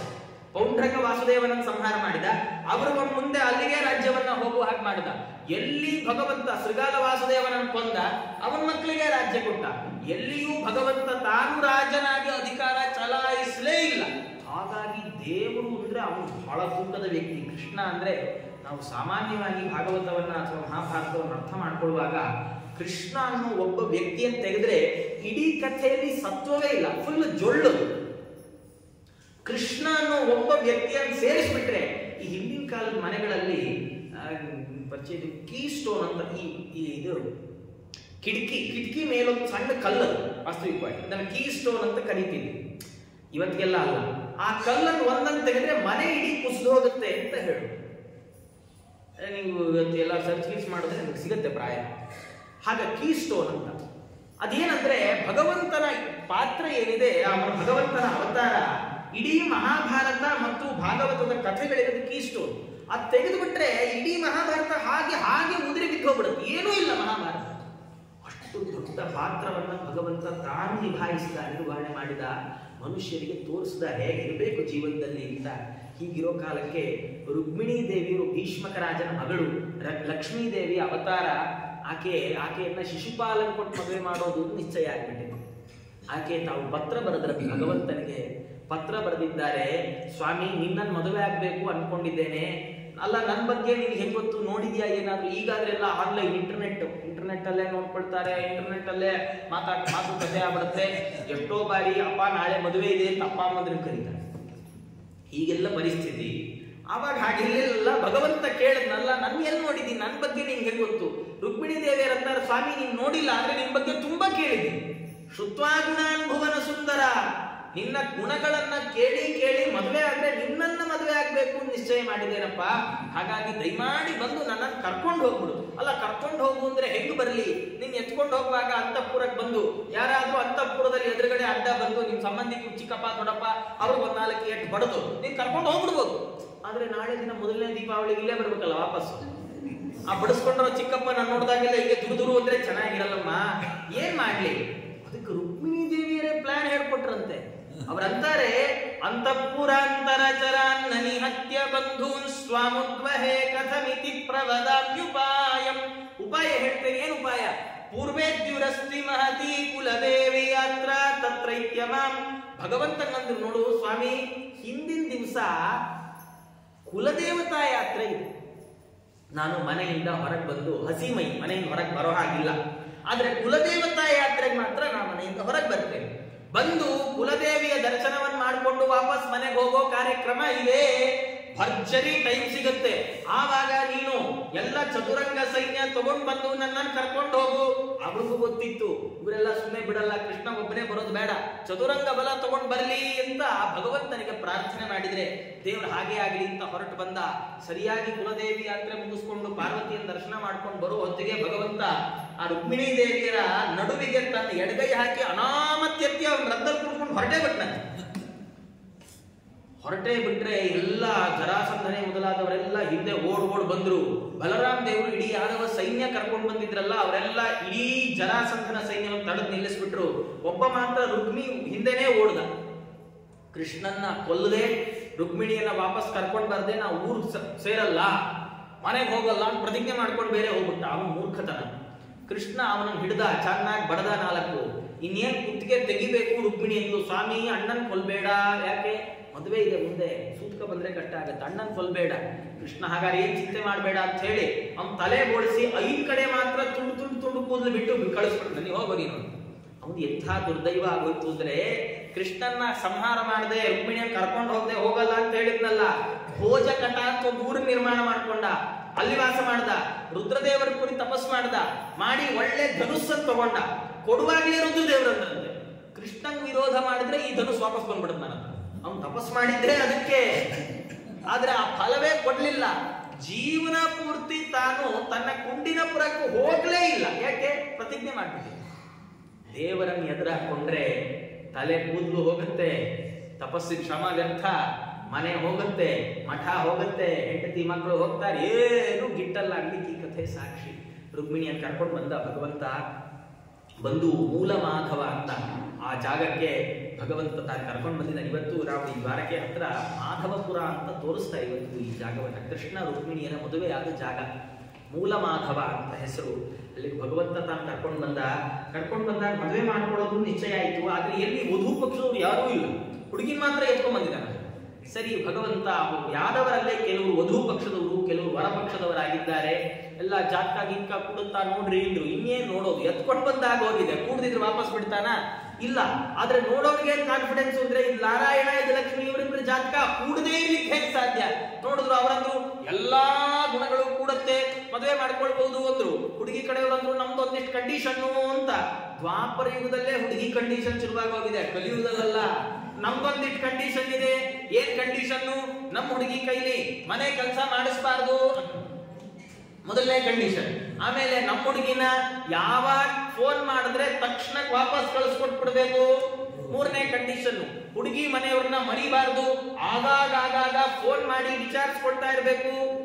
ಆಮೇಲೆ ನಾಲ್ಕನೇ ಕಂಡೀಷನ್, ನಮ್ಮ ಹುಡುಗಿನ ಬಿಟ್ಟು ನಿಮ್ಮ ಹುಡುಗ ಯಾರ ಬೇರೆಯವ್ರನ್ನು ಮದುವೆ ಆಗ್ಬಾರ್ದು. ಆಮೇಲೆ ಐದನೇ ಕಂಡೀಷನ್, ಎಲ್ಲೂ ಹೋದ್ರು ನಮ್ಮ ಹುಡುಗಿನ ಹಿಂದೆ ಕರ್ಕೊಂಡು ಹೋಗ್ಬೇಕು. ಕಲಿಬದ್ರಿಂದ ಒಪ್ಕೊಳ್ಳಲ್ಲ. ಕೃಷ್ಣ ಎಲ್ಲದಕ್ಕೂ ಎಸ್ ಅಂದ. ದೇವರಂದ ಎಲ್ಲಿ ಹೋದ್ರು ನಿಮ್ಮ ಹುಡುಗಿನ ಹಿಂದೆ ಕರ್ಕೊಂಡು ಹೋಗ್ಬೇಕು. ಅವಳು ಬರೋ ಹಾಗಿದ್ರೆ ನಂಗೇನು, ನನ್ ವೇಗಕ್ಕೆ ಅವಳು ತಡೆಯೋ ಹಾಗಿದ್ರೆ ನಂಗೇನು. ಆಮೇಲೆ ನಂಗೆ ಸೊಂಟ ನೋವು ಬಂತು, ಹೊಟ್ಟೆ ನೋವು ಬಂತು, ನಿಮ್ಮ ಹುಡುಗಿ ಕಥೆ ಹೇಳ್ಬಾರ್ದು ಅಂತ ಭಗವಂತ ಅಂದ. ನಿಮ್ಮ ಹುಡುಗಿ ನಾನು ಎದೆ ಒಳಗೆ ಇಟ್ಕೊಂಡ್ಬಿಟ್ಟಿರ್ತೀನಮ್ಮ, ಬಿಟ್ಟು ಹೋಗೋ ಮಾತೇ ಇಲ್ಲ. ಇನ್ನು ನಮ್ಮ ಹುಡುಗಿನ ಬಿಟ್ಟು ಯಾರನ್ನೂ ಮದುವೆ ಆಗ್ಬಾರ್ದು, ಯಾರನ್ನೂ ಆಗಲ್ಲ ಅಂದ. ಯಾಕೆ? ದೇವ್ರ ಮದುವೆ ಯಾರನ್ನಾದ್ರೂ ಅವ್ರೊಳಗೆ ಲಕ್ಷ್ಮೀ ಸನ್ನಿಧಾನ ಇದ್ರೆ ಮಾತ್ರ ಮದುವೆ ಆಗ್ತಾನಲ್ಲ. ಹಾಗಾಗಿ ದೇವರಂದ ನಿಮ್ಮ ಹುಡುಗಿನ ಬಿಟ್ರೆ ನಾ ಇನ್ಯಾರನ್ನೂ ಮದುವೆ ಆಗಲ್ಲ. ಆಮೇಲೆ 16,000 ಮದುವೆ ಆಗುತ್ತ. ಯಾಕೆ? ನಿಮ್ಮ ಹುಡುಗಿನೇ ಅವಳಲ್ಲೆಲ್ಲ ರಮಿಸ್ತಾ ಇದ್ದೀನಿ ಅಂತ ಭಗವಂತ ಮಹಾಚಾರ ಹಾಕು ಹಾಗಂದ. ಆಮೇಲೆ ಏನು ಕೆಲಸ ಮಾಡಿಸ್ಬಾರ್ದು. ಹುಡುಗನ ಕಡೆಯವರಂದ್ರು ನಮ್ಮ ಮನೇಲಿ ಏನು ಕೆಲಸ ಇಲ್ಲ, ಮನೆ ಕೆಲಸವನ್ನು ಮಾಡ್ಕೊಂಡಿದ್ರೆ ಆಯ್ತು. ಮನೇಲಿ ಏನು ಸಣ್ಣ ಪುಟ್ಟ ಕೆಲಸ ಅಷ್ಟು ಮಾಡಿದ್ರೆ ಸಾಕು. ಎಷ್ಟಿದೆ, ಏನ್ ನಿಮ್ ಮನೆ, ಏನ್ ಡೈಮೆನ್ಷನ್ ಏನು? ಅವರಂದ್ರು ಬ್ರಹ್ಮಾಂಡಂ ವರ ಮಂದಿರಂ, ಒಂದು 14 ಲೋಕ ಇದೆ ಅಷ್ಟೇ, ಜಾಸ್ತಿ ಏನಿಲ್ಲ. ಹುಡುಗಿ ಮನೆಯವರಂದ್ರು ಏನ್ ಚಿಂತೆ ಇಲ್ಲ, ನಮ್ಮ ಹುಡುಗಿ ಆ 14 ಲೋಕದ ದೊಡ್ಡ ಮನೆ ಕೆಲಸವನ್ನ ಕಡೆಗಣ್ಣ ಕುಡಿ ನೋಟದಲ್ಲಿ ಮುಗಿಸಿ ಬಿಡ್ತಾಳೆ. ಬ್ರಹ್ಮೇಶ ಶಕ್ರ ರವಿ ಧರ್ಮ ಶಶಾಂಕ ಪೂರ್ವ ಗಿರ್ವಾಣ ಸಂತತಿರಿಯಂ ಯದ ಪಾಂಗಲೇಶಂ ಆಶ್ರಿತ್ಯ ವಿಶ್ವ ವಿಜಯಂ ವಿಸೃಜತ್ಯ ಚಿಂತ್ಯ ಶ್ರೀಯತ್ಕಟಾಕ್ಷ ಬಲವತ್ಯಜಿತಂ ನಮಾಮಿ. ಆಚಾರ್ಯ ಹೇಳ್ತಾರೆ, ಅವ್ರಂದ್ರು ನಮ್ಮ ಹುಡುಗಿ ಆರಾಮಾಗಿ ಕಡೆಗಣ್ಣ ಕುಡಿ ನೋಟದಲ್ಲಿ ಎಲ್ಲಾ ಕೆಲಸ ಮಾಡ್ಬಿಡ್ತಾಳೆ. ಇನ್ನೇನು ನಿಮ್ದು ಯಾವಾಗಂದ್ರವಾಗ ನಮ್ಮ ಹುಡುಗಿ ನೆನಪಿಸ್ಕೊಂಡಾಗೆಲ್ಲ ವಾಪಸ್ ಕಳಿಸ್ಕೊಡ್ಬೇಕು. ಅದಾಗಲ್ಲ ಅಲ್ಲ. ನೋಡಿ, ಮದುವೆ ಆದ ಹೊಸರಲ್ಲಿ ಗಂಡು ಮಕ್ಳಿಗೆ ಏನ್ ಹೇಳಿ ಕೇಳ್ತಾರ್ರಿ, ನಮ್ಮ ಮಗಳ ಮುಂಚೆ ವಾಪಸ್ ಕಳಿಸ್ಕೊಡಿ. ಯಾಕೆ? ದೇವ್ರಂದ ನೀವೇ ನಿಮ್ಮ ಮಗಳನ್ನ ನಂಗೆ ಕೊಟ್ಟ ಮೇಲೆ ವಾಪಸ್ ಕೇಳಲ್ಲ ಅಂದ. ಏನು ಅಂದ್ರೆ ಭಕ್ತರು ಭಗವಂತನಿಗೆ ತನು ಮನ ಧನಗಳನ್ನು ಅರ್ಪಣೆ ಮಾಡಿದವರು ವಾಪಸ್ ಕೇಳಲ್ಲ ದೇವ್ರ ಹತ್ರ ಲೆಕ್ಕ ಅಂತ ದೇವ್ರು ಹೇಳ್ತಾ ಇರೋದು. ವಾಪಸ್ಸೇ ಕೇಳೋಲ್ಲ. ಇನ್ನು ಯಾವಾಗ್ಲೂ ನಮ್ಮವ್ರನ್ನ ನೆನೆಸ್ಕೊಳ್ಬೇಕು ಅಂದ್ರಲ್ಲ, ಮರುತ್ರಲ್ವೇ ನೀವು ಅಂದ ದೇವ್ರು. ನಾವು ಹೀಗೆಲ್ಲ ಹೇಳ್ತೀವ್ರಿ, ಅದು ಸುಮ್ಮನೆ ಅವೆಲ್ಲ ಹಾರಿಸೋದು, ಮರುದಿನಕ್ಕೆ ಮರ್ತೋಗ್ಬಿಡ್ರತ್ ನಮ್ಗೆ ಯಾರು. ಆದ್ರೆ ದೇವ್ರು ಹೇಳಿದ್ರು ಸತ್ಯ. ಯಾಕೆ ಅಂದ್ರೆ ನಮಗೆ ಸ್ಮರಣೆ ಇದೆ. ಸ್ಮರಣೆ ನಮಗ್ ಬರುತ್ತೆ. ಯಾಕೆ ಬರುತ್ತೆ? ಅನುಭವ ಹೋಗೋದಾದ್ರಿಂದ ಸ್ಮರಣೆ ಬರುತ್ತೆ. ಆದ್ರೆ ದೇವರಿಗೆ ಯಾವಾಗ್ಲೂ ಎಲ್ಲವೂ ಅನುಭವದಲ್ಲಿಯೇ ತೋರುತ್ತಲ್ಲ. ಹಾಗಾಗಿ ದೇವರು ಯಾರನ್ನು ಸ್ಮರಿಸಬೇಕಿಲ್ಲ. ಭಗವಂತ ದೇವರು ಯಾರನ್ನು ಸ್ಮರಿಸಬೇಕಿಲ್ಲ, ಎಲ್ಲವೂ ಅನುಭವ ಅವನಿಗೆ. ಸರ್ವಜ್ಞ ಅಲ್ವೇ? ಹಾಗಾಗಿ ದೇವರಂದ ನೀವು ನನ್ನ ತಲೆಯಲ್ಲಿ ಯಾವಾಗ್ಲೂ ಇರ್ತೀರಿ. ನಾವ್ ಹೇಳಿದ್ರೆ ಸುಳ್ಳು, ದೇವ್ರು ಹೇಳಿದ್ರೆ ಮಾತ್ರ ನಿಜ. ಹಾಗೆ ಅಂತ ಹೇಳಿ ಇಬ್ಬರು ಅದ್ಭುತವಾದ ರೀತಿಯಲ್ಲಿ ಮದುವೆ ಮಾಡ್ಕೊಂಡಿದ್ದಾರೆ. ದೇವರಂದ ಮಾಂಗಲ್ಯಂ ತಂತು ನಾನೇನ ಜಗಜ್ಜೀವನ ಹೇತುನಾ ಕಂಠೆ ಬದ್ನಾಮಿ ಸುಭಗೆ ತ್ವಂಜಿ ಚಿರಂಜೀವಮಯ ಸಹ. ಜಗತ್ತಿಗೋಸ್ಕರ ನಿನ್ ಕುತ್ತಿಗೆಯಲ್ಲಿ ಮಾಂಗಲ್ಯ ಕಟ್ತಾ ಇದ್ದೀನಿ, ನನ್ನ ಜೊತೆ ಅನಾದಿ ಕಾಲದವರೆಗೆ ನೀನು ಬಾಳು ಅಂತ ಲಕ್ಷ್ಮಿಯನ್ನ ರುಕ್ಮಿಣಿಯನ್ನು ಮದುವೆ ಮಾಡ್ಕೊಂಡ. ಆಮೇಲೂ 16,000 ನರಕಾಸುರನ ಸೆರೆಮನೆಯಲ್ಲಿದ್ದವ್ರು ಮದುವೆ ಮಾಡ್ಕೊಂಡು ಎಲ್ರಿಗೂ ಬೇರೆ ಬೇರೆ ಅರಮನೆ ಕಟ್ಟಿಸ್ಕೊಟ್ಟ. ಒಬ್ಬೊಬ್ಬರಲ್ಲಿ 10 ಗಂಡು 1 ಹೆಣ್ಣು, 10 ಗಂಡು 1 ಹೆಣ್ಣು, ಎಲ್ಲರಲ್ಲಿ ಇದೇ ರೇಷಿಯೋ. ಎಲ್ಲೂ 8 ಗಂಡು 3 ಹೆಣ್ಣು ಇಲ್ವೇ ಇಲ್ಲ. 10 ಗಂಡು 1 ಹೆಣ್ಣು, 10 ಗಂಡು 1 ಹೆಣ್ಣು, 10 ಗಂಡು 1 ಹೆಣ್ಣು. ನಾವು ದಿನ 4 ಜನಕ್ಕೆ ಅಡಿಗೆ ಮಾಡಿದ್ರು ಒಂದಿನ ಇರೋ ಹಂಗ ಸಾರು ಹುಳಿ ಇನ್ನೊಂದಿನ ಇರಲ್ಲ. ಇವತ್ತು ಬಹಳ ಚೆನ್ನಾಗಿರುತ್ತೆ, ನಾಳೆ ಸಿಗೋಗಿರುತ್ತೆ, ನಾಡಿದ್ದು ಉಪ್ಪೇ ಇಲ್ಲ, ಆಚೆ ದಿನ ಹುಳಿಗೊಡ್ಡು, ಇನ್ನೊಂದಿನ ಖಾರ ಮರ್ತೋಗಿ ಸಾರಿಗೆ ಪುಡಿ ಹಾಕೋದು ಮರ್ತೋಗಿರ್ತೀವಿ ನಾವು. ನಮ್ದು ಇಂಥ ಪರಿ. ಆದ್ರೆ ದೇವರು ಸಂತಾನವನ್ನ ಹೇಗೆ ಅಂದ್ರೆ ಅದೇ ಹೇಳುವಾಗ ಪುತ್ರರ ವೀರ್ಯದಿ ಸೃಷ್ಟಿಸುವವರುಂಟೇ, ಅರ್ಥಿಯ ಸೃಷ್ಟಿ ಹರಿಗಿದು ಶೋಭಾನೆ ಎಂದ್ರು ರಾಜರು. ಇದು ನಿಮ್ಮ ಹಾಗೆ ಸಂಸಾರ ನಡೆಸೋರ್ ಕ್ರಮನೇ ಅಲ್ಲ. ದೇವ್ ಇಚ್ಛಾ ಮಾತ್ರ ಪ್ರಭೋ ಸೃಷ್ಟಿ. ಭಗವಂತಂದು ಸೃಷ್ಟಿ ಹೇಗೆ? ಇಚ್ಛಾ ಮಾತ್ರ ಸೃಷ್ಟಿ ದೇವರದ್ದು. ಇವರಲ್ಲಿ ಇಷ್ಟು ಮಕ್ಕಳಾಗ್ಬೇಕು ಆದ್ರೂ ಅಷ್ಟೇ. ಅದ್ ಹೆಂಗೆ ಅಂದ್ರೆ ಯಾವ್ದಾದ್ರು ಜಾಗಕ್ಕೆ ಹೋಗಿ ಇವತ್ತು 1 kg ತರಕಾರಿ ಕೊಡು ಅಂದ್ರೆ 1 kg ತರಕಾರಿ ಕೊಡ್ತಾರಲ್ಲ, ಹಂಗೆ ದೇವರ ಸೃಷ್ಟಿ ಆ ರೀತಿಯಾದ ಲೀಲಾ ಸೃಷ್ಟಿ. ಆಗ ಭಗವಂತ ಅದ್ಭುತವಾದ ರೀತಿಯಲ್ಲಿ ಕರ್ಮಗಳನ್ನು ಮಾಡಿದ್ದಾನೆ.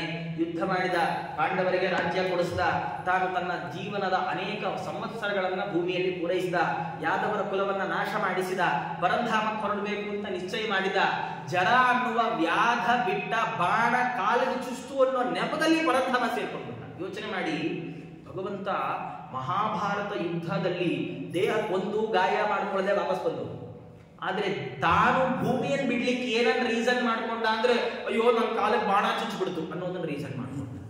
ಭಗವಂತನ ಸಂಕಲ್ಪ ಅಂದ್ರೆ ಹಾಗೆ ಅಂತ. ಅವನು ತಾನು ಭೂಮಿಯನ್ನ ತಾನು ಪರಿತ್ಯಾಗ ಮಾಡಿಬಿಟ್ಟಿದ್ದಾನೆ. ಅವನು ಪರಿತ್ಯಾಗ ಮಾಡಿದ ಮೇಲೆ ಪಾಂಡವರು ತಾವು ಹೊರಟು ಬಿಟ್ರು ಅಂತ ಹೇಳ್ತಾ ಶುಕಾಚಾರ್ಯರು ಪರೀಕ್ಷಿತ್ ಮಹಾರಾಜರಿಗೆ ಮುಂದೆ ಅನೇಕ ಧರ್ಮಗಳ ಉಪದೇಶವನ್ನು ಮಾಡ್ತಾರೆ. ಭಿಕ್ಷು ಗೀತಾ, ಜಾಯಂತೆಯೋಪಾಖ್ಯಾನ, ಅವಧೂತ ಗೀತಾ ಮೊದಲಾದ ಅನೇಕ ಗೀತೆಗಳ ಮೂಲಕವಾಗಿ ತತ್ವವನ್ನು ಉಪದೇಶ ಮಾಡ್ತಾ ಕೊನೆಗೆ ಯುಗ ಧರ್ಮಗಳನ್ನು ಹೇಳಿ ಎಲ್ಲ ಮುಗಿದ ಮೇಲೆ ಪರೀಕ್ಷಿತ ಕೇಳ್ತಾರೆ, ಇನ್ನೇನಾದ್ರು ಕೇಳೋದು ಉಳಿದಿದ್ದೇನಪ್ಪ? ಅವರದ್ದು ಇಲ್ಲ, ಟೈಮ್ ಆಯಿತು, ಡೇಟು ಮುಗೀತು, ಇನ್ನೇನು ಹೇಳಿದ್ರು ಬೇಗ ಮುಗಿಸಿ ಅಂತ ಪರೀಕ್ಷಿತ್ ರಾಜರು ಅಂದ್ರೆ ಅಲ್ಲ, ಅವ್ರು ಹೇಳಿದ್ದು 7 ದಿನ ಮುಗೀತು ಅಂತ, ನಾನು ಹೇಳಿದ್ದಲ್ಲ, 7 ದಿನ ಮುಗೀತಾ ಇದೆ ಅಂತ ಅವರು ಹೇಳಿದ್ದಾರೆ. ಹಾಗಾಗಿ ಶುಕಮುನಿಗಳು ಹಾಗೇ ಆಗಲಿ ಅಂತ ಅವ್ರಿಗೆ ಆಶೀರ್ವಾದ ಮಾಡಿ ತಾವು ಮುಂದೆ ಹೊರಟು ಬಿಟ್ರು. ಶುಕಾಚಾರ್ಯ ಹೊರಟ್ರೆ ಪರೀಕ್ಷಿತ್ ಮಹಾರಾಜರು ಪ್ರಾಯೋಪವೇಶವನ್ನು ಮುಂದುವರೆಸಿ ಭಗವಂತನ ಧ್ಯಾನ ಮಾಡುತ್ತಾ ಕೂತಿದ್ದಾರೆ. ತಕ್ಷಕ ಸರಿಯಾದ ಸಮಯಕ್ಕೆ ಬಂದ ತಕ್ಷಕ ಈ ಪರೀಕ್ಷಿತ್ ಮಹಾರಾಜರನ್ನ ಕಚ್ಚಿದ. ಏನು ಅಂದ್ರೆ ಹಣ್ಣಿನಲ್ಲಿ ಸಣ್ಣ ಕ್ರಿಮಿ ರೂಪದಿಂದ ಸೇರಿಕೊಂಡಂತೆ. ಪರೀಕ್ಷಿತ್ ಮಹಾರಾಜರ ಹಣ್ಣನ್ನು ತಗೊಂಡು ಕ್ರಿಮಿಯನ್ನು ನೋಡಿ ಶೃಂಗಿ ಹೇಳಿದ ಸಮಯ ಮುಗೀತಾ ಬಂತು, ಇದೇ ತಕ್ಷಕಾಗಿ ನನ್ನನ್ನು ಕಚ್ಚಿದ್ರಿ ಅಷ್ಟೇ ಚೆನ್ನಾಗಿರುತ್ತೆ ಅಂತ ಅಂದುಕೊಂಡ್ರೆ ಯಾಕೆಂದ್ರೆ ಬ್ರಾಹ್ಮಣ ವಾಕ್ಯ ವಿಪ್ರವಾಕ್ಯ ನಡಿಬೇಕು ಅಂತ ಅವ್ರಿಗಷ್ಟು ಕಾಳಜಿ. ಆ ಕ್ರಿಮಿ ದೊಡ್ಡ ತಕ್ಷಕ ಆಗಿದ್ದಾನೆ. ತಕ್ಷಕ ಕಚ್ಚಿದ್ರೆ ಅವರ ದೇಹ ಭಸ್ಮ ಆಯ್ತು. ಭಸ್ಮ ಆದ್ರೆ ಅವರು ಅಷ್ಟರಲ್ಲಾಗಲೇ ದೇಹ ಬಿಟ್ಟಿದ್ರು. ಅವರ ದೇಹವನ್ನು ಪರಿತ್ಯಾಗ ಮಾಡಿದ್ದಾರೆ. ಭಾಗವತ ಹೇಳುತ್ತೆ, ಭೇಜೆ ಖಗೇಂದ್ರ ಧ್ವಜ ಪಾದ ಮೂಲಂ. ವಿಷ್ಣು ದೂತರು ಬಂದ ವಿಮಾನದಲ್ಲಿ ಕೂತ್ಕೊಂಡು ವೈಕುಂಠ ಸೇರಿಬಿಟ್ರು ಅಂತ. ಇಷ್ಟಾದ್ಮೇಲೂ ಭಾಗವತ ಮುಂದುವರಿಯುತ್ತೆ. ಇಷ್ಟಾದ ಮೇಲೆ ಭಾಗವತದಲ್ಲಿ ವೇದವ್ಯಾಸ ದೇವರು ಸೂಕ್ತಾಚಾರ್ಯ ಬಾಯಲ್ಲಿ ಯುಗ ಧರ್ಮಗಳನ್ನು ಹೇಳ್ತಾರೆ. ಕಲಿಯುಗ ಅಂದ್ರೆ ಹೇಗಿರುತ್ತೆ, ಮುಂದೆ ಭವಿಷ್ಯತ್ ಚಿಂತನೆ. ಈ ಭಾಗ ನೋಡಿದ್ರೆ ವೇದವ್ಯಾಸ ದೇವರು ಹೇಳಿದ್ದು ಸುಳ್ಳಲ್ಲ, ಬೋಗಸ್ ಅಲ್ಲ ಅಂತ ಗೊತ್ತಾಗುತ್ತೆ. ಅವ್ರು ಎಷ್ಟು ಸ್ಪಷ್ಟವಾದ ಪ್ರಿಡಿಕ್ಷನ್ ಅಂದ್ರೆ ಅವ್ರು ಹೇಳ್ತಾರೆ, ದುಡ್ಡೇ ದೊಡ್ಡಪ್ಪ ಆಗುತ್ತೆ ಅಂತಾರೆ. ಭಾಗವತದಲ್ಲಿ ಸ್ಪಷ್ಟವಾದ ಮಾತಿದೆ. ದುಡ್ಡಿನಿಂದ ಜನ ಎಲ್ಲರನ್ನ ಅಳಿತಾರೆ. ಯಾರತ್ರ ಬೇಕಾದ ದುಡ್ಡಿದೆಯೋ ಅವ್ನು ಏನ್ ಮಾಡಿದ್ರು ನಡೆಯುತ್ತೆ, ಅವನೇ ದೊಡ್ಡ ಕುಲೀನ ಅಂತ ಕಳಿಸಿಕೊಳ್ತಾನೆ. ಇನ್ನು ಜನಿವಾರ ಬರೀ ಮೈ ಮೇಲಿನ 3 ಎಳೆ ದಾರ ಆಗಿ ಉಳ್ಕೊಳ್ಳುತ್ತೆ. ಎಲ್ಲವನ್ನೂ ಹೇಳ್ಬಿಟ್ಟಿದ್ದಾರೆ ವೇದವ್ಯಾಸದೇವರು. ಹೀಗೆಲ್ಲ ಮುಂದಿರುತ್ತೆ. ಇಂತಹ ಸಂದರ್ಭದಲ್ಲಿ ಮ್ಲೇಚ್ಛರ ಹಾವಳಿ ಜಾಸ್ತಿ ಆದಾಗ, ಯುಗದ ಕೊನೆಯ ಸಂದರ್ಭದಲ್ಲಿ ಭಗವಂತ ವಿಷ್ಣು ಯಶಸ್ಸನ್ನುವ ಬ್ರಾಹ್ಮಣನ ಮನೆಯಲ್ಲಿ ಅವತಾರ ಮಾಡ್ತಾನೆ. ಕಲ್ಕಿಯ ರೂಪದಲ್ಲಿ ಅವತಾರ ಮಾಡ್ತಾನೆ. ತಾನು ಕತ್ತಿಯಿಂದ ಎಲ್ಲ ಮ್ಲೇಚ್ಛರ ತಲೆಯನ್ನ ಎಗರಿಸಿಕೊಂಡು ಹೊರಟು ಬಿಡ್ತಾನೆ. ಆವಾಗ ಅವನ ದೇಹದಿಂದ ಹೊರಟಂತಹ ಪವಿತ್ರವಾದ ಸುಗಂಧದ ಪರಿಮಳ, ಆ ಪರಿಮಳ ಅಘ್ರಾಣಿಸುವವರ ಮನಸ್ಸನ್ನೆಲ್ಲ ಪರಿವರ್ತನೆ ಮಾಡಿಬಿಡುತ್ತೆ. ಹೀಗಾದಾಗ ಕಲಿಯುಗ ಮುಗಿದು ಕೃತಯುಗ ಶುರುವಾಗತ್ತೆ. ಕೃತಯುಗ ಶುರುವಾಗುವಾಗ ಕಲಾಪ ಗ್ರಾಮದಿಂದ ಶಂತನುವಿನ ಅಣ್ಣ ದೇವಾಪಿ ಆತ ತಾನು ಮರಳಿ ಬರ್ತಾನೆ. ಮರಳಿ ಬಂದು ಕೃತಯುಗದ ಮೊದಲ ರಾಜನಾಗಿ ತಾನು ತಾನು ರಾಜ್ಯಭಾರವನ್ನು ನಿರ್ವಹಿಸ್ತಾನೆ ಅಂತ ಹೀಗೆ ಭಾಗವತ ಹೇಳಿ ಶುಕಾಚಾರ ಅಂತಾರೆ, ಸೂತಾಚಾರ ಅಂತಾರೆ. ಇಂತಹ ಭಾಗವತವನ್ನ ಪರೀಕ್ಷಿತ ಶ್ರವಣ ಮಾಡಿ ಉದ್ಧಾರ ಆದ ಕಥೆಯನ್ನ ಎಲ್ಲ ಕೇಳಿದ್ದಾರೆ. ಹಾಗಾಗಿ ಇಂತಹ ಭಾಗವತವನ್ನು ಯಾರು ಶ್ರವಣ ಮಾಡ್ತಾರೋ ಅವರು ಸಮಸ್ತವಾದ ಮಂಗಲಗಳನ್ನು ಪಡೀತಾರೆ ಅಂತ ಹೀಗೆ ಹೇಳ್ತಾ ಈ 1 ವಾರಗಳ ಕಾಲ ಭಾಗವತದ ಸಪ್ತಾಹದ ಕಥೆಯನ್ನ ಯಥಾಶಕ್ತಿ ಸಂಪೂರ್ಣ ಹೇಳಿದ್ದೇನೆ. ನಾ ಹೇಳಿಲ್ಲ, ನಿಮಗೂ ಗೊತ್ತು, ನನಗೂ ಗೊತ್ತು. ಆದರೆ ಯಥಾಶಕ್ತಿ ಎಷ್ಟು ಸಾಧ್ಯವೋ ಅಷ್ಟು. ಮೊನ್ನೆ ಪಾಪ ಯಾರೋ ಹೇಳ್ತಾ ಇದ್ರು, ಆಚಾರ ತುಂಬ ಫಾಸ್ಟಾಗಿ ಪಾಪ ಎಲ್ಲ ಕವರ್ ಮಾಡಬೇಕು ಅಂತ ಹೇಳ್ತೀರಲ್ಲ ಅಂತ. ಅದು ಅನಿವಾರ್ಯತೆ. ಯಾರಿಗಾರು ತುಂಬ ವೇಗ ಆಗಿದ್ರೆ ಕ್ಷಮಿಸ್ರಿ ಅಂತ ಕೇಳ್ತಾ ನನ್ನ 2 ಮಾತುಗಳನ್ನು ಗುರುಗಳ ಅಂತರ್ಯಾಮಿಯಾದ ಭಗವಂತನಲ್ಲಿ ಅರ್ಪಿಸ್ತಾ ಇದ್ದೇನೆ. ಸರ್ವೇಂದ್ರಿಯ ಪ್ರೇರಕೇಣ ಶ್ರೀ ಪ್ರಾಣಪತಿನೇಂತಹ ಯದವೋಚ ಮಹಂತೇನ ಪ್ರಿಯತಾಂ ಕಮಲಾಲಯ ಮಧ್ವೇಶಾರ್ಪಣಮಸ್ತು. ಶ್ರೀಕೃಷ್ಣಾರ್ಪಣಮಸ್ತು. ಕೇಳಿದ ನಿಮ್ಮೆಲ್ಲರಿಗೂ, ಕೇಳಿದ ನನಗೂ, ಹೇಳಿಸಿದ ಎಲ್ಲ ಅವರ ಕುಟುಂಬ ವರ್ಗಕ್ಕೂ ಭಗವಂತ ಶ್ರೇಯಸ್ಸನ್ನು ಉಂಟು ಮಾಡಲಿ ಅಂತ ಹೇಳ್ತಾ ಎಲ್ಲರ ಮೃತರಿಗೆ ಸದ್ಗತಿಯಾಗಲಿ ಅಂತ ಪ್ರಾರ್ಥನೆ ಮಾಡ್ತಾ 2 ಮಾತುಗಳನ್ನು ಮುಕ್ತಾಯ ಮಾಡ್ತಾ ಇದ್ದೇನೆ. ಶ್ರೀಕೃಷ್ಣ ಅರ್ಪಣಮಸ್ತು.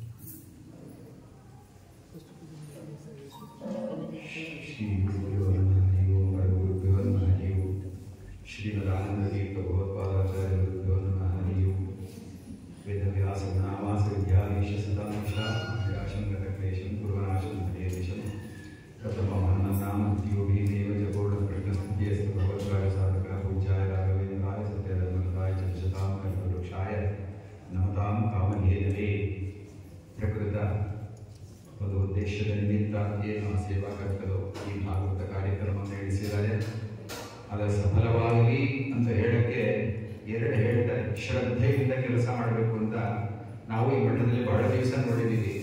ಸೇವಾಕರ್ತರ ಶ್ರದ್ಧೆ ಎನ್ನೋದು ಅನ್ನೋದನ್ನ ಇವರು ತೋರಿಸಿದ್ದಾರೆ. ಅದು ತುಂಬಾ ಸಂತೋಷದ ವಿಷಯ. ಭಕ್ತಾದಿಗಳ ಬರಕ್ಕೆ ಮುಂಚೆ ಅವರು ಬರ್ತಿದ್ರು. ಅವರಿಗೆ ಒಂದು ಉದ್ದೇಶ ಇಟ್ಕೊಂಡಿದ್ದಾರೆ. ಬಂದು ಎಲ್ಲರಿಗೂ ಚಾಪೆ ಹಾಕಿ ಇದನ್ನ ಹಾಸ್ತಾ ಇದ್ದಾರೆ, ಅವರೇ ಮಾಡ್ತಾ ಇದ್ದಾರೆ. ಈ ಒಂದು ವಿಷಯ ನಾನು ಹೇಳಿದ್ದು ನೋಡಿಲ್ಲ. ನಾವು ಮಠಕ್ಕೆ ಸೇವೆ ಕೊಟ್ಟಿದ್ದೀವಿ, ಆಚಾರ್ಯ ಹೇಳಿದ್ವಿ, ಆಶ್ರಯ ಆಯಿತು, ನಾವು ಬರ್ತೀವಿ, ಅವ್ರನ್ನ ನಮಸ್ಕಾರ ಆಗ್ತೀವಿ ಅನ್ನೋದಿದ್ರೆ ತಾವೇ ಅಷ್ಟು ಎಲ್ಲ ಕುಟುಂಬ ವರ್ಗದವರು ನಿಂತಿದ್ದಾರೆ ಅಂದ್ರೆ ಆ ಭಾವನೆ, ಭಕ್ತಿ ಇದು ನಿಜವಾಗ್ಲೂ ಆಗಮಿಸಿದವರಿಗೆ ಪುಣ್ಯ. ಅಂತ ಆಚಾರ್ಯರು ಹೇಳಿಸಿದರು. ಅದೊಂದು ವಿಶೇಷ. ನಾವು ಭಾಗವತವನ್ನು ಎಲ್ಲರನ್ನೂ ಕೇಳಿದ್ವಿ.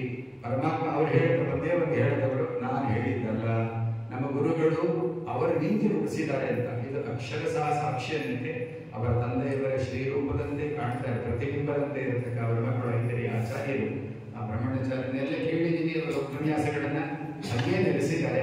ಮಠಕ್ಕೆ ಆಗಾಗ್ಗೆ ಬಂದು ನಮ್ಮ ಮರವನ್ನ ತಿದ್ದಿ ನಮ್ಮಲ್ಲಿ ಆ ಕಾರ್ಯದ ಪ್ರಚೋದನೆ, ಆ ಒಂದೊಂದು ವಿಷಯದಲ್ಲೂ ಅದರ ಹಿಂದೆ ಇರತಕ್ಕಂಥ ಒಂದು ಇದಿರುತ್ತಲ್ಲ ತತ್ವ, ಅದು ಇಂಪಾರ್ಟೆಂಟ್. ಅದನ್ನ ಬಹಳ ಸೂಕ್ಷ್ಮವಾಗಿ ಹೇಳಿ ಅದನ್ನ ನನ್ನ ಕಡೆಯಿಂದ ರೆಕಾರ್ಡ್ ಆಗೋದ್ರಿಂದ ಪದೇ ಪದೇ ಕೇಳಿ 7 ದಿನದ ಭಾಗವತ ಅದನ್ನು ಕೇಳಿ ಅನುಷ್ಠಾನಕ್ಕೆ ಬರಬೇಕು.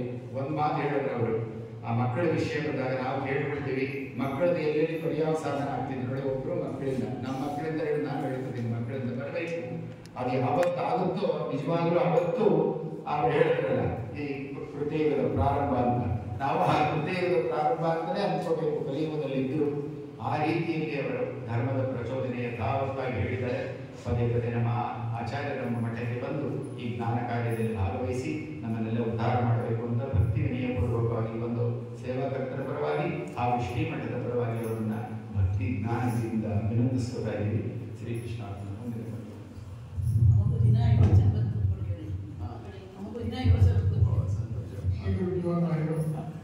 ನಮ್ಮ ಮಠದಿಂದ ನಮ್ಮ ಮೆಡಿಕಲ್ ಮತ್ತು ಎಜುಕೇಷನ್ಗೆ ಸಾಕಷ್ಟು ಜನರಿಗೆ ಹೆಲ್ಪ್ ಮಾಡ್ತಾ ಇರ್ತಾರೆ. ಇದು ರಾಯರ ಬೆಳಗ್ಗೆಯಿಂದ ಮಧ್ವರಾಜ್ ಬೆಳಗಾವಿ ಅಂತೇಳಿ ಮೊನ್ನೆ ಒಂದು ವಾರದ ಕೆಳಗೆ ಹಾರ್ಟ್ ಆಪರೇಷನ್ ಆಯಿತು. ಅವರಿಗೆ ಬಹುಶಃ 2 ಲಕ್ಷ 3 ಲಕ್ಷ ರೂಪಾಯಿ ಖರ್ಚಾಗಿದೆ. ಆದರೆ ಅವ್ರ ಆಪರೇಷನ್ ನಡೆಯೋ ಟೈಮಲ್ಲಿ ನಮಗೆ ಅವ್ರ ಕಡೆಯಿಂದ ಒಬ್ಬರು ಫೋನ್ ಮಾಡಿಸಿದ್ರು. ಆದರೆ ಮುಂಚೆ ಗೊತ್ತಾಗಿ ಸ್ವಲ್ಪ ವ್ಯವಸ್ಥೆ ಮಾಡ್ಬೋದಿತ್ತು. ಅವ್ರು ಬೇರೆ ಕೂಡ ವ್ಯವಸ್ಥೆ ಮಾಡಿ. ಆದರೆ ನಮ್ಮ ರಾಯರ ಮುಂದಾಕ್ಷತೆ ರೂಪದಲ್ಲಿ ಒಂದು 20,000 ರೂಪಾಯಿ ನಾವು ಮಠದಿಂದ ಕೊಡ್ತಾ ಇದ್ವಿ. ಅದನ್ನು ಅವರಿಗೆ ಆಚಾರ ಮುಖ್ಯನ ಹೊಂದಾಣಿಕೆ ಆದಮೇಲೆ ಅದನ್ನು ಕೊಡಿಸ್ತೀವಿ.